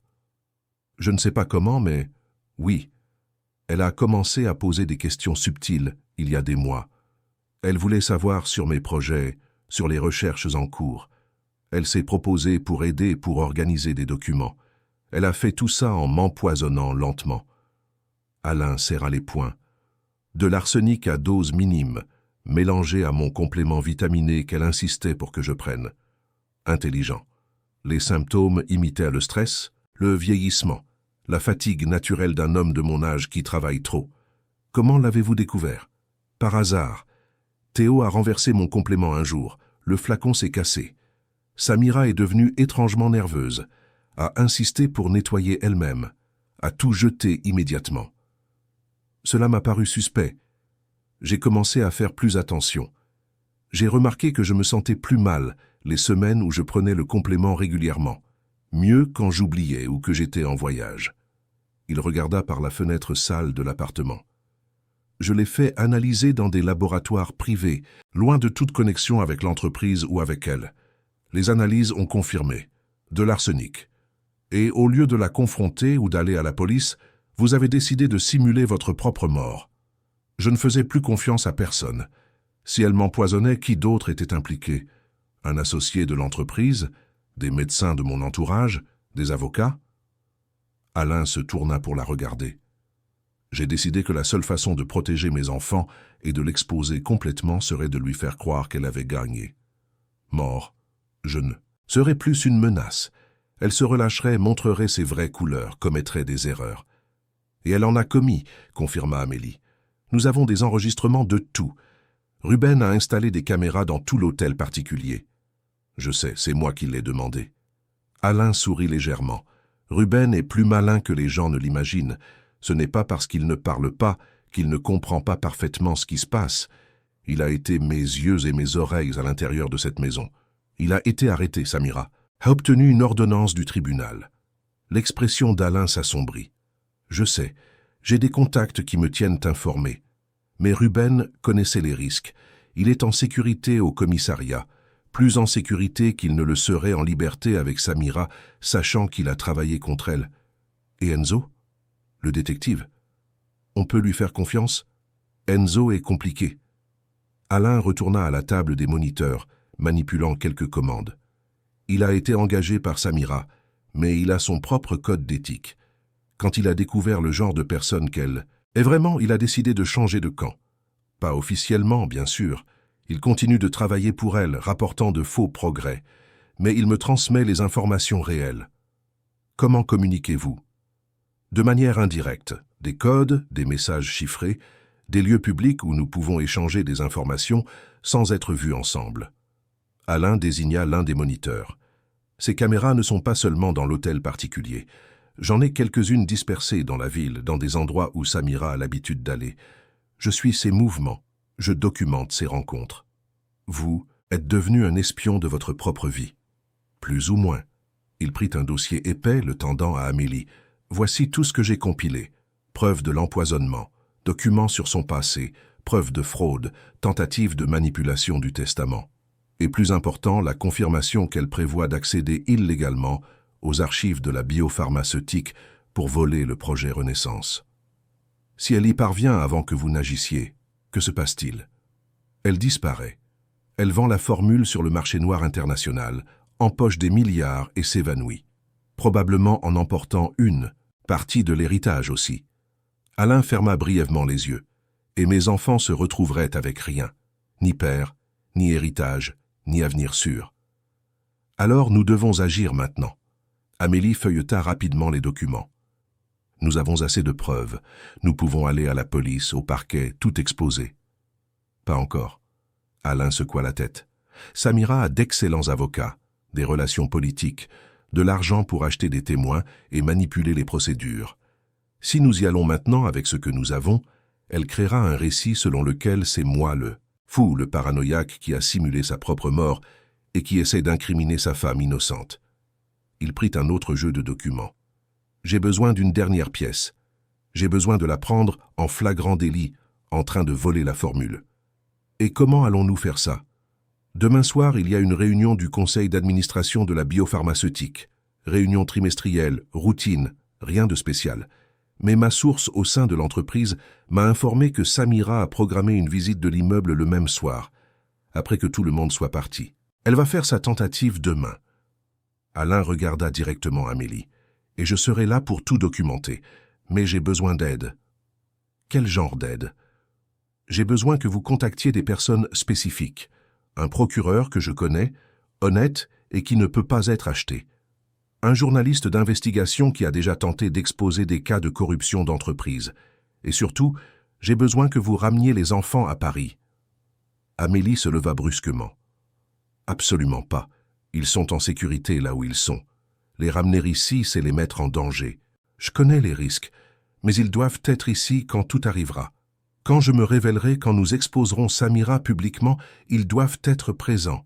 Non seulement pour les retrouvailles, mais pour que tout le monde voit qu'ils sont vivants, en sécurité, et qu'ils choisissent de rester avec moi. Alain s'approcha d'elle. C'est le seul moyen de garantir que Samira ne pourra pas déformer le récit par la suite. Si les enfants sont là, témoignant de tout, déclarant qu'ils veulent rester avec leur père, aucun avocat au monde ne pourra inverser cela. Amélie considéra ces paroles. C'était logique stratégiquement, mais le risque était énorme. Et si quelque chose tournait mal? Si Samira découvrait le plan avant l'heure? S'il y avait une confrontation? Comme s'il lisait ses pensées, Alain continua. J'aurai une sécurité. Non officielle, mais fiable. Des ex-policiers qui me doivent des faveurs, qui travaillent de manière indépendante. Ils seront positionnés dans le bâtiment de l'entreprise, garantissant que rien ne dérape. Il montra les photos de 3 hommes. Je leur confie ma vie. Je leur confie la vie de mes enfants. Je dois d'abord parler aux enfants. C'est à eux de décider s'ils veulent en faire partie. D'accord. Alain acquiesça. D'ailleurs, il y a quelque chose que je dois te donner pour eux. Il se dirigea vers un tiroir, en sortit 3 enveloppes, chacune avec un nom écrit d'une écriture soignée, des lettres que j'ai écrites pour chacun d'eux, expliquant tout, demandant pardon, exprimant mon amour. Il tint les enveloppes contre sa poitrine un instant, avant de les lui tendre. Si quelque chose tourne mal demain, si je ne parviens pas à revenir vers eux, au moins, ils auront ça. Rien ne tournera mal, dit Amélie avec plus de conviction qu'elle n'en ressentait. Nous allons exposer Samira, nous allons protéger les enfants, et vous pourrez redevenir père, sans vous cacher, sans mensonge. J'espère que vous avez raison. Alain retourna à la fenêtre, regardant la rue animée en bas. Vous savez quelle a été la partie la plus difficile de tout ça? Ce n'est pas de simuler la mort, ce n'est pas de vivre caché, ce n'est pas de renoncer au confort. C'est de voir mes enfants souffrir et de ne pas pouvoir les consoler. C'est de voir Théo pleurer sur l'enregistrement d'une des caméras et de ne pas pouvoir le serrer dans mes bras. C'est de savoir qu'Hélène a cessé de manger et de ne rien pouvoir faire. Ils sont forts, plus que vous ne l'imaginez. Amélie lui toucha brièvement le bras. Et quand ils sauront que vous avez fait tout ça pour les protéger, ils comprendront. Ça prendra peut-être du temps, il y aura peut-être de la rancœur et de la colère, mais au fond, ils comprendront. Ils passèrent les heures suivantes à revoir chaque détail du plan. Alain montra les plans du bâtiment de la biopharmaceutique, expliqua les itinéraires que Samira utiliserait probablement, identifia les points où des caméras seraient repositionnées. Il avait tout cartographié avec une précision presque militaire, fruit de semaines de préparation obsessionnelle. Quand Amélie se prépara enfin à partir, il était plus de 5 heures de l'après-midi. Elle rangea soigneusement tous les documents qu'Alain lui avait donnés, mémorisa les noms des personnes à contacter et vérifia 3 fois les détails du plan pour le lendemain. Amélie, l'appela Alain, alors qu'elle était déjà à la porte. Merci. Pour tout. Pour vous être occupé d'eux quand je ne le pouvais pas. Pour avoir cru que quelque chose n'allait pas. Pour ne pas avoir abandonné. Je fais juste ce qui est juste, monsieur Monclerc. Dante, corrigea-t-il avec un sourire triste. Au moins pour un jour de plus, je suis encore Dante-sale. Le voyage de retour vers la Bourgogne fut long et rempli de pensées turbulentes. Amélie devait convaincre les enfants de retourner à Paris, les mettant potentiellement en danger. Elle devait se coordonner avec des gens qu'elle n'avait jamais rencontrés, se fiant uniquement à la parole d'Alain qu'ils étaient fiables. Elle devait croire qu'un plan si élaboré, avec tant de pièces mobiles, fonctionnerait vraiment sans désastre. Elle arriva à la ferme en pleine nuit. Marthe l'attendait sur la terrasse, une tasse de tisane fumante à la main. À son visage, Amélie sut que son amie se doutait déjà des nouvelles qu'elle apportait. Elle réunit les enfants dans le salon et, sans détour, raconta tout. Elle montra les lettres qu'Alain avait écrites, expliqua le plan pour le lendemain et fit clairement comprendre que la décision de participer leur appartenait. Hélène fut la première à parler. « Il est vivant depuis tout ce temps et il ne nous a rien dit ?» Sa voix tremblait entre la colère et le soulagement. « Il nous a laissé souffrir, nous a laissé penser qu'il était mort ?»« Il a fait ce qu'il jugeait nécessaire pour vous protéger, » tenta Amélie, mais elle savait que ce n'était pas suffisant. « Protéger ?» Hélène se leva, des larmes de colère coulant sur son visage. « La protection, ce serait d'être ici, d'être notre père, d'affronter les problèmes de front. Pas de disparaître comme un lâche. »« Ne parle pas comme ça de papa, » défendit Théo, sa voix petite mais ferme. « Il n'est pas lâche, on l'empoisonnait. Elle allait le tuer pour de vrai. » Raphaël était resté silencieux, traitant toutes les informations. Maintenant, il se leva regardant directement Amélie. « Tu penses que le plan va fonctionner, honnêtement ? » ?»« Je pense que c'est risqué. Mais je pense aussi que ton père sait ce qu'il fait. Il n'aurait pas attendu si longtemps, ne se serait pas préparé si soigneusement, s'il ne croyait pas que ça pouvait marcher. Et si ça tourne mal ? Si quelque chose arrive et qu'on le perd à nouveau, mais cette fois pour de vrai ? C'est la question à laquelle vous seul pouvez répondre. » Amélie regarda chacun d'eux. « Je peux vous garantir que je ferai tout ce qui est en mon pouvoir pour vous protéger. Mais je ne peux pas garantir qu'il n'y aura aucun risque. La vie offre rarement des garanties. » Le silence qui suivit fut lourd. Même Marthe, qui avait généralement un avis sur tout, resta silencieuse, respectant ce moment de décision qui n'appartenait qu'aux 3 enfants. Ce fut Théo qui rompit le silence. « Je veux y aller. Je veux voir mon père. Je veux être là quand il reviendra vers nous. » Hélène essuya ses larmes, respira profondément. « Je suis en colère, très en colère. Mais je veux aussi des réponses. Je veux le regarder dans les yeux et entendre l'explication complète. » Elle acquiesça lentement. « J'y vais. » Raphaël prit un peu plus de temps, mais finit par accepter. « On va le faire. Mais si c'est un piège, si Samira découvre, on court. On ne reste pas pour jouer les héros. » Amélie sentit une vague de soulagement mêlée d'appréhension. « D'accord. Alors demain matin, nous partons pour Paris. Nous retrouverons votre père quelques heures avant que le plan n'entre en action. Vous aurez le temps de parler, de poser les questions que vous devez poser. » Cette nuit-là, aucun d'eux ne dormit beaucoup. Amélie resta éveillée à passer des appels, contactant le procureur et le journaliste qu'Alain avait mentionnés. Tous deux furent d'abord prudents, mais quand elle mentionna des noms et des détails que seul quelqu'un de proche d'Alain pouvait connaître, ils acceptèrent d'être présents le lendemain. Hélène passa la nuit à écrire dans son journal, mettant sur papier tous les sentiments contradictoires qui la consumaient. Raphaël vérifia et revérifia les itinéraires de fuite, mémorisa les adresses importantes, se prépara mentalement à toutes les possibilités. Et Théo se contenta de serrer la photo de son père contre sa poitrine, lui murmurant comme si Alain pouvait l'entendre à travers le temps et l'espace. Marthe prépara un petit déjeuner copieux, insistant pour que tout le monde mange bien avant le voyage. « Vous aurez besoin d'énergie, » dit-elle avec ce pragmatisme maternel qui l'avait toujours caractérisé. « Et vous aurez besoin de courage. Mais je sais que vous avez les deux. » Le voyage de retour vers Paris fut silencieux, chacun perdu dans ses propres pensées, traitant ce qui allait arriver. Amélie conduisait avec une prudence redoublée, vérifiant constamment s'il n'était pas suivi, empruntant des itinéraires moins évidents. Ils arrivèrent en ville en début d'après-midi. Ils se rendirent dans un hôtel discret qu'Alain avait réservé, chambre payée en espèces sous un faux nom. C'était un établissement simple mais propre, le genre d'endroit où personne ne posait de questions tant que le paiement était à jour. Alain arriva une demi-heure plus tard portant le même déguisement d'ouvrier. Quand il frappa à la porte de la chambre, Amélie ouvrit et s'écarta, laissant le père et les enfants se voir pour la première fois en près de 2 mois. Le moment fut suspendu dans le temps. Alain debout sur le seuil, les yeux écarquillés en voyant ses enfants vivants et réels devant lui. Les 3 enfants alignés, chacun avec des expressions différentes. Théo courut le premier, traversant la chambre et se jetant dans les bras de son père avec assez de force pour presque le faire tomber. Alain le rattrapa, le soulevant du sol, enfouissant son visage dans les cheveux de son fils, tandis que les larmes coulaient librement. Raphaël fut le suivant, s'approchant plus lentement, mais se laissant étreindre, se permettant de sentir le soulagement d'avoir son père de retour. Et Hélène resta en arrière, les bras croisés, le menton levé en signe de défi. Mais quand Alain lui tendit la main, tenant toujours Théo de l'autre bras, elle s'effondra. Elle courut vers lui, le serra fort, et laissa enfin sortir toute la douleur, la colère et l'amour accumulés. « Je suis désolé », murmurait Alain à plusieurs reprises. « Je suis tellement désolé, je suis désolé, je suis désolé. » Et là, dans cette simple chambre d'hôtel, une famille commença le long processus de reconstruction. Ce ne serait pas facile.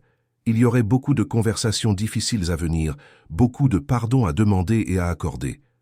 Mais c'était un début, car le lendemain, lorsque le soleil se lèverait sur Paris, commencerait l'acte final du plan d'Alain Moncler. Et quand la nuit tomberait à nouveau, soit il aurait récupéré sa vie et protégé ses enfants, soit tout serait perdu de manière irréversible. L'horloge continuait d'égrener les minutes, inexorable et indifférente, au drame humain qui se déroulait. Et la vérité, si soigneusement cachée pendant si longtemps, était sur le point d'exploser au grand jour. La nuit tomba sur Paris avec cette précipitation caractéristique des grandes villes, où le crépuscule n'est qu'une étroite bande de temps, entre le jour frénétique et la nuit remplie de lumières artificielles. Le bâtiment de Moncler biopharmaceutique se dressait dans le quartier des affaires comme un monolithe de verre et d'acier, ses 20 étages reflétant les couleurs changeantes du ciel, tandis que le soleil disparaissait à l'horizon. Alain observait l'immeuble depuis un café de l'autre côté de la rue, caché derrière un journal qu'il feignait de lire. À ses côtés, discrètement répartis dans l'établissement, 3 hommes qui semblaient être des clients ordinaires, mais dont les yeux attentifs révélaient une formation professionnelle. La sécurité qu'il avait engagée, d'anciens policiers d'élite qui travaillaient désormais de manière indépendante. À l'hôtel, Amélie occupait les enfants avec le dîner et la télévision, essayant de dissimuler sa propre anxiété. Elle vérifiait son téléphone toutes les quelques minutes, attendant des mises à jour d'Alain, d'Enzo, de quiconque pourrait confirmer que le plan se déroulait comme prévu. Le procureur Marc Tavernier et la journaliste d'investigation, Lucie Amar, étaient déjà positionnés dans un bureau loué dans l'immeuble voisin de la biopharmaceutique, avec un équipement de surveillance prêt à tout documenter. Alain les avait choisis avec soin. Marc avait la réputation d'être incorruptible. Il avait dénoncé des schémas de corruption même lorsque des pressions politiques avaient tenté de le faire taire. Lucie avait remporté des prix pour des reportages qui avaient exposé des fraudes d'entreprises. Elle n'avait pas peur d'affronter les puissants. À 20h15, une limousine noire s'arrêta devant le bâtiment. Samira en descendit, élégante comme toujours dans un tailleur gris, les cheveux relevés en un chignon impeccable. Elle conversa brièvement avec le garde à l'accueil, montra un document et fut autorisée à entrer. Alain toucha discrètement le communicateur dans son oreille. « Elle est à l'intérieur. Allumez les caméras. » Dans le bureau de l'immeuble voisin, Lucie activa l'équipement d'enregistrement. 3 caméras à longue portée se concentrèrent sur les fenêtres du 20e étage, où se trouvaient les laboratoires de recherche avancés de l'entreprise. Les moniteurs montrèrent Samira entrant dans l'ascenseur, montant, sortant dans le couloir qui devait être vide à cette heure. « Elle sait exactement où elle va », murmura Marc, observant Samira, se diriger directement vers une porte spécifique au bout du couloir. Ce n'est pas de l'improvisation, elle a des informations privilégiées. Alain serra les poings. Probablement soudoyer quelqu'un de l'équipe de sécurité. Offert de l'argent, fait des menaces, utiliser son charme. C'est ce qu'elle fait de mieux. Samira arriva à la porte du laboratoire principal, celui où les archives les plus sensibles de l'entreprise étaient conservées. Elle regarda autour d'elle, vérifiant qu'elle était seule, puis sortit quelque chose de son sac, une carte d'accès. Elle la passa sur le lecteur et la porte se déverrouilla avec un léger clic. « Maintenant, dit Alain dans le communicateur, appelez la sécurité interne. Dénonciation anonyme d'intrusion. » Un des hommes au café passa l'appel. 3 minutes plus tard, 2 gardes du bâtiment sortirent en courant de l'accueil, se dirigeant vers les ascenseurs. Alain observa tout avec une satisfaction sombre. Le piège se refermait. À l'intérieur du laboratoire, Samira travaillait rapidement. Elle savait qu'elle avait un temps limité. Elle se dirigea directement vers le terminal informatique principal, inséra une clé USB, commença à copier des fichiers. Le projet Renaissance, des années de recherche d'Alain, des milliards en propriété intellectuelle, tout était en train d'être volé en temps réel. Les caméras de Lucie capturaient chaque mouvement, chaque clic de souris, chaque fichier transféré. C'était une preuve irréfutable de vol de propriété intellectuelle, un crime d'entreprise de premier ordre. Elle copie tout, narra Lucie à voix basse, enregistrant des commentaires pour accompagner les images. Accès non autorisé, vol de secrets commerciaux, appropriation de propriété intellectuelle. Ça vaut la prison. Les gardes du bâtiment arrivèrent au 20e étage, confus car les systèmes ne montraient aucune intrusion. Ils parcoururent le couloir, vérifiant les portes. Quand ils arrivèrent au laboratoire principal et virent de la lumière sous la porte, ils s'arrêtèrent. « Il y a quelqu'un à l'intérieur », murmura l'un à l'autre. Ils appelèrent des renforts par radio. Samira entendit des voix à l'extérieur. Son visage, normalement si contrôlé, montra de la panique pour la première fois.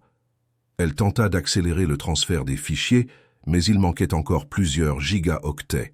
La porte commença à s'ouvrir, le garde utilisant son passe-partout. « Madame Moncler ?» Le garde parut sincèrement surpris de la voir. « Que faites-vous ici à cette heure ?» Samira se ressaisit rapidement, transformant la panique en indignation. « Je vérifie certains dossiers de mon défunt mari. J'en ai tout à fait le droit en tant que veuve et actionnaire de l'entreprise. Mais madame, ce laboratoire est en zone réglementée. Vous n'avez pas l'autorisation d'être ici après les heures de bureau sans être accompagné par le conseil. Ne soyez pas ridicule. » Samira tenta de retirer discrètement la clé USB, mais l'autre garde s'était déjà positionné pour bloquer sa sortie. « Je parlerai à vos supérieurs de cette impertinence. Avec tout le respect que je vous dois, madame, je vais devoir vous demander de nous accompagner à la sécurité. Nous allons clarifier cela là-bas. » De l'autre côté de la rue, Alain observait tout à travers des jumelles. Un sourire triste traversa son visage. Il est temps. Il sortit du café, traversa la rue d'un pas décidé, entra dans le bâtiment qu'il avait construit, qu'il avait dirigé pendant des années, qui était son héritage. Le garde de l'accueil le reconnut immédiatement, malgré la barbe et les vêtements simples. Son visage devint pâle comme s'il avait vu un fantôme. « Monsieur Moncler, mais vous êtes mort. » « Les rumeurs sur ma mort étaient grandement exagérées, » dit Alain avec une ironie sèche. « Je dois monter au 20e étage. Maintenant. »« Monsieur, je ne sais pas si... » balbutia le garde, complètement perdu sur la procédure à suivre. Alain n'attendit pas la permission. Il entra dans l'ascenseur privé, celui que seule la direction utilisait, passa sa carte d'accès qui, techniquement, aurait dû être inactive, mais qu'il avait maintenue fonctionnelle grâce à des contacts loyaux dans l'équipe informatique. Les portes se fermèrent et l'ascenseur commença à monter. Au 20e étage, Samira était escortée dans les couloirs. Lorsque l'ascenseur privé arriva, les portes s'ouvrirent, révélant Alain Moncler, vivant, réel, furieux. Le monde sembla s'arrêter. Samira devint blanche, puis rouge, ses jambes faillirent à la lâcher. Les gardes restèrent paralysés entre la femme qu'ils escortaient et l'homme qui aurait dû être mort. « Alain !» murmura Samira, sa voix défaillant pour la première fois depuis qu'il la connaissait. « Comment es-tu vivant ? De la même manière que tu serais morte si ton plan avait fonctionné. » Alain marcha lentement vers elle, chaque pas mesuré et délibéré. « De l'arsenic, dans mon complément vitaminé, Samira ? Vraiment ? Tu ne pouvais pas au moins être original. Je ne sais pas de quoi tu parles. » Elle tenta de retrouver son sang-froid, mais sa voix tremblait. « Tu as simulé ta mort, abandonné tes enfants, et maintenant tu apparais avec des accusations folles. J'ai des preuves. Des examens toxicologiques, des analyses du complément, des vidéos de toi remplaçant les flacons. » Alain fit un geste vers les gardes. « Cette femme vient de tenter de voler la propriété intellectuelle de l'entreprise. Arrêtez-la et appelez la police. Tu ne peux pas faire ça. » Elle se tourna vers les gardes, essayant d'utiliser son autorité. « Je suis la veuve du fondateur. J'ai des droits. Cet homme est clairement perturbé. » Mais les gardes avaient vu l'enregistrement des caméras de sécurité interne, vu Samira copier des fichiers sans autorisation. Et maintenant, ils voyaient Alain Moncler, supposément mort, bien vivant et très spécifique dans ses accusations. À ce moment, les portes de l'ascenseur commun s'ouvrirent et une douzaine de personnes en sortirent. Marc Tavernier en tête, montrant sa carte de procureur. Derrière lui, des policiers, des huissiers de justice et Lucie avec sa caméra capturant chaque seconde. Samira Halevi-Moncler, ou devrais-je dire Sofia Mendes. Marc sortit des documents de sa mallette. Vous êtes inculpé pour tentative de meurtre, fraude, vol de propriété intellectuelle et une longue liste de crimes commis sous de multiples identités au cours des 15 dernières années. Samira regarda autour d'elle, réalisant qu'il n'y avait pas d'issue. Son masque de sang-froid s'effondra finalement complètement. « Vous ne comprenez pas, dit-elle, sa voix maintenant désespérée. Je devais le faire. Il avait tout, je n'avais rien. J'ai grandi sans rien. J'ai toujours été rien. C'était ma seule chance. » « Ta chance de quoi ?» Alain s'approcha. « De tuer un homme innocent, de voler l'héritage que j'ai construit, de traumatiser des enfants innocents. Ils s'en seraient remis. Ils sont riches. Ils auront toujours tout. » Samira tenta de se défendre, mais elle était déjà en larmes. « Je voulais juste la sécurité. Je ne voulais plus jamais avoir faim, ne plus jamais dépendre de personne. Alors tu aurais dû travailler, étudier, construire quelque chose. Comme des millions de personnes le font. Pas séduire, empoisonner et voler. » Alain fit signe aux policiers. « Emmenez-la. » Tandis que Samira était menottée, elle jeta un dernier regard à Alain. « Tu es comme moi, tu sais. Froid, calculateur, capable de tout pour obtenir ce que tu veux. Tu as simulé ta propre mort, laissé tes enfants souffrir. Quelle est la différence entre nous ? » « La différence, dit Alain d'une voix basse mais ferme, c'est que tout ce que j'ai fait, c'était pour protéger les gens que j'aime. Tout ce que tu as fait, c'était par cupidité et égoïsme. C'est ça la différence. » Samira fut emmenée, et le couloir devint silencieux, à l'exception des flashs des appareils photos de Lucie documentant tout. Alain s'appuya contre le mur, soudainement épuisé.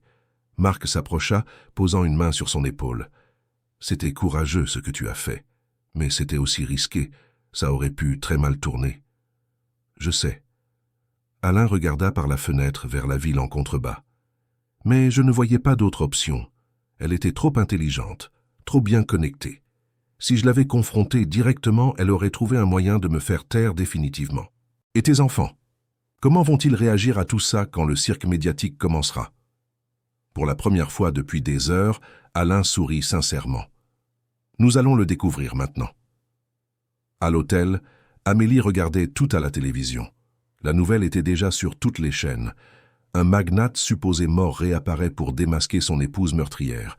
Les images de Samira emmenée menottée, d'Alain faisant des déclarations aux journalistes, de Lucie Amar promettant un reportage complet le lendemain. Les enfants observaient en silence, traitant ce qu'ils voyaient. Hélène pleurait doucement, soulagée et épuisée. Raphaël gardait la mâchoire serrée, fier et traitant encore toutes ses émotions. Et Théo souriait simplement, ce sourire de celui qui avait toujours su que son père reviendrait.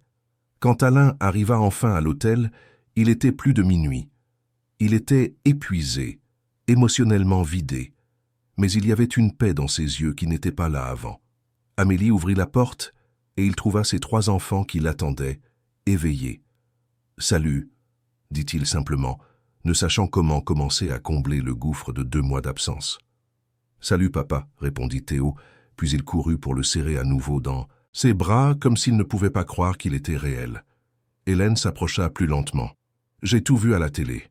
J'ai vu ce qu'elle a fait, ce qu'elle a essayé de faire. Elle essuya ses larmes.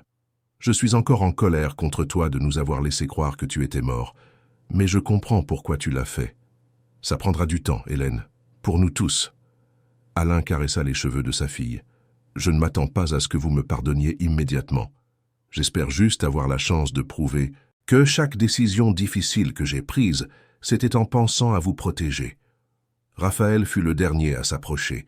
Il croisa les bras, étudiant son père avec ce regard analytique qu'il avait hérité de lui.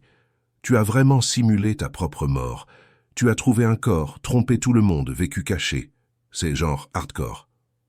Malgré la tension, Alain rit. Hardcore. Je pense que je peux accepter cette description. Mais maintenant c'est fini? On peut redevenir une famille normale? Demanda Raphaël avec ce mélange d'espoir et de scepticisme caractéristique de l'adolescence. Je ne sais pas si nous serons un jour normaux, admit Alain, mais nous pouvons être nous, et nous pouvons recommencer, construire quelque chose de nouveau à partir des décombres de ce qui a été détruit. Ils s'assirent ensemble sur le lit de l'autel, serrés mais connectés, et parlèrent jusqu'aux premières lueurs du jour. Alain raconta chaque détail de son plan, répondit à chaque question, écouta chaque plainte et chaque rancœur. Ce ne fut pas facile. Il y eut des larmes, des disputes, des moments de colère. Mais il y eut aussi des étreintes, des rires nerveux, et lentement, le début de la guérison. Amélie observait de loin, leur laissant de l'espace, mais restant disponible, au cas où ils auraient un besoin d'elle. Marthe appela de Bourgogne, voulant tout savoir, offrant la ferme comme refuge chaque fois qu'il voudrait échapper à la folie de la ville. Enzo envoya un message disant qu'il était libéré de son contrat avec Samira et offrant ses services s'ils avaient un jour besoin d'enquêtes à l'avenir. Ruben fut libéré de prison le lendemain matin, toutes les accusations retirées avec des excuses formelles des autorités. Il retourna à l'hôtel particulier Montclair, à ses jardins, et planta de nouvelles fleurs dans les parterres que Samira avait fait détruire. Il recommença à s'occuper de la propriété avec cette dévotion silencieuse, sachant que sa loyauté et son courage avaient été essentiels pour sauver la famille qu'il avait servie. Le procès de Samira serait long et complexe, impliquant plusieurs juridictions en raison des crimes commis sous différentes identités. Mais les preuves étaient irréfutables, et les avocats les plus réalistes conseillaient déjà un accord avec le parquet. Elle ferait face à des décennies de prison. 2 semaines après la confrontation, une petite cérémonie privée eut lieu dans la chapelle où s'étaient déroulées les fausses funérailles. Cette fois, il n'y avait pas de cercueil, pas de deuil fin. C'était une célébration d'un nouveau départ. Alain se réintroduisit officiellement à la société, expliqua son absence, fit face aux questions difficiles des médias et des associés de l'entreprise. Certains le jugèrent. Comment a-t-il pu faire ça à ses propres enfants? Il y avait d'autres moyens d'exposer Samira. Vous êtes allé trop loin. D'autres le défendirent. On l'empoisonnait. Il a fait ce qui était nécessaire. Il a protégé ses enfants de la seule manière qu'il jugeait possible. Mais Alain apprit qu'il n'avait pas besoin de l'approbation de tout le monde. Il avait seulement besoin de la compréhension des gens qu'il aimait. Hélène retourna à l'école, mais changea d'établissement, cherchant un nouveau départ loin des regards curieux et des commérages sur sa famille. Elle se découvrit une passion pour la biologie, fascinée par le travail de recherche de son père, pensant peut-être suivre une voie similaire. Raphaël commença une thérapie pour traiter le traumatisme et la colère. Il développa un intérêt pour le droit pénal inspiré par Marc Tavernier et la manière dont la justice avait finalement prévalu. Théo redevint un enfant, laissant progressivement derrière lui les cauchemars et les peurs. Il avait encore des moments difficiles, se réveillait encore parfois en cherchant son père pour confirmer qu'il était bien là. Mais il souriait plus, jouait plus, s'autorisait à être à nouveau heureux. Alain vendit l'hôtel particulier Montclair. Il y avait trop de souvenirs là-bas, trop de fantômes. Il acheta une maison plus petite, plus accueillante, dans un quartier tranquille, un endroit où ils pourraient reconstruire leur vie sans le poids du passé dans chaque pièce. Amélie reçut des offres de plusieurs familles riches voulant l'engager. Sa loyauté et son courage étaient devenus connus, Mais elle les refusa toutes. À la place, Alain l'engagea officiellement non pas comme gouvernante, mais comme directrice de la sécurité personnelle et conseillère de la famille. Un poste créé spécialement pour elle, reconnaissant qu'elle avait été bien plus qu'une employée. Ruben resta jardinier, mais maintenant avec son propre budget généreux pour transformer les jardins de la nouvelle maison en une œuvre d'art vivante. Et Alain apprit la langue des signes pour pouvoir enfin converser directement avec l'homme qui avait tout risqué pour sa famille. 6 mois après tout cela, un samedi matin ensoleillé, la famille fit un pique-nique dans un parc. Une chose simple, commune, que les familles normales font. Assis sur une couverture sur l'herbe, mangeant des sandwichs et des fruits, observant Théo poursuivre des pigeons et rire. Hélène posa sa tête sur l'épaule de son père. « C'est encore bizarre parfois, admit-elle. Te voir et me souvenir de comment c'était quand on pensait que tu étais mort.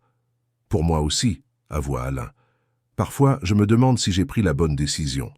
S'il y avait un autre chemin qui ne vous aurait pas fait autant de mal. Je ne sais pas si c'était la seule option, dit Raphaël allongé sur l'herbe en regardant les nuages. Mais c'est l'option que tu as choisie en croyant qu'elle nous protégerait. Et au final, ça a marché. Nous sommes ici, ensemble, et cette femme ne peut plus nous faire de mal. Théo revint en courant, se jetant sur Alain avec cette énergie infinie des enfants. « Papa, regarde ce nuage. On dirait un dragon. » Alain regarda où son fils pointait, feignant de voir la forme impossible. « Tu as raison, un dragon énorme. »« Et nous sommes les chevaliers qui l'avons vaincu, » déclara Théo avec un sérieux enfantin. « Nous avons vaincu le méchant dragon. »« Oui, mon fils, nous avons vaincu. » Amélie observait à une distance respectueuse, leur laissant de l'espace, mais prête à intervenir s'ils en avaient besoin. Marcel, son ancien partenaire de police, était avec elle. Ils sortaient désormais officiellement ensemble après des mois d'un rapprochement prudent. « Tu as bien fait, » dit-il en passant son bras autour de ses épaules. « Ces enfants se seraient complètement perdus si tu n'avais pas été là. J'ai juste fait ce qui était juste. La plupart des gens ne font même pas ça. » Marcel la serra plus près. « Tu es spéciale, Amélie Deneuve, et je suis heureux que tu le croies enfin. » Le soleil brillait haut dans le ciel de Paris, cette lumière dorée qui transforme même la ville la plus grise en quelque chose de beau. Et dans ce parc, à ce moment-là, une famille qui avait été brisée commençait véritablement à se reconstruire. Ce ne serait pas parfait. Il y aurait des rechutes, des disputes, des moments où le passé reviendrait les hanter. Mais il y aurait aussi de l'amour, de la patience, du pardon, les ingrédients essentiels pour guérir des blessures profondes. Alain regarda ses 3 enfants, Amélie qui était devenue bien plus qu'une employée, Ruben qui travaillait dans le jardin de la nouvelle maison avec une dévotion inébranlable. Il regarda tout ce qu'il avait failli perdre, tout ce qu'il avait réussi à sauver grâce à un plan insensé qui aurait pu terriblement mal tourner. Et pour la première fois depuis des années, il s'autorisa à croire que peut-être, juste peut-être, tout finirait bien.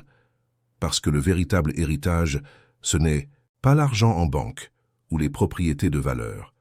Le véritable héritage, ce sont ceux qui restent, même quand il serait plus facile de partir. Ce sont ceux qui protègent, même quand le coût est trop élevé. Ce sont ceux qui aiment, même quand tout semble perdu. Et tandis que le jour avançait vers le crépuscule, peignant le ciel de couleurs impossibles, la famille Moncler apprit que les nouveaux départs sont possibles, que le pardon peut être accordé, que l'amour, le véritable amour, survit même aux trahisons les plus profondes s'il y a la volonté de se battre pour lui. Le vent souffla doucement, emportant des rires d'enfants et des promesses de jours meilleurs. Et à ce moment parfait et imparfait, tout était exactement là où il devait être. Chers auditeurs, nous espérons que l'histoire d'Alain et de ses enfants a touché votre cœur. Si vous avez été ému par ce voyage de sacrifice, de courage et de retrouvailles, laissez un like, abonnez-vous à la chaîne et dites-nous dans les commentaires ce qui vous a le plus marqué. Était-ce la détermination d'Alain, la loyauté inébranlable d'Amélie, la foi pure de Théo? Chaque jour, nous vous apportons des histoires intenses comme celle-ci, qui révèlent le côté le plus profond de l'âme humaine, qui nous font réfléchir sur la famille, le pardon et les limites de l'amour. Nous vous attendons pour le prochain épisode, avec une nouvelle histoire qui va bouleverser vos émotions et vous faire réfléchir à ce qui compte vraiment dans la vie.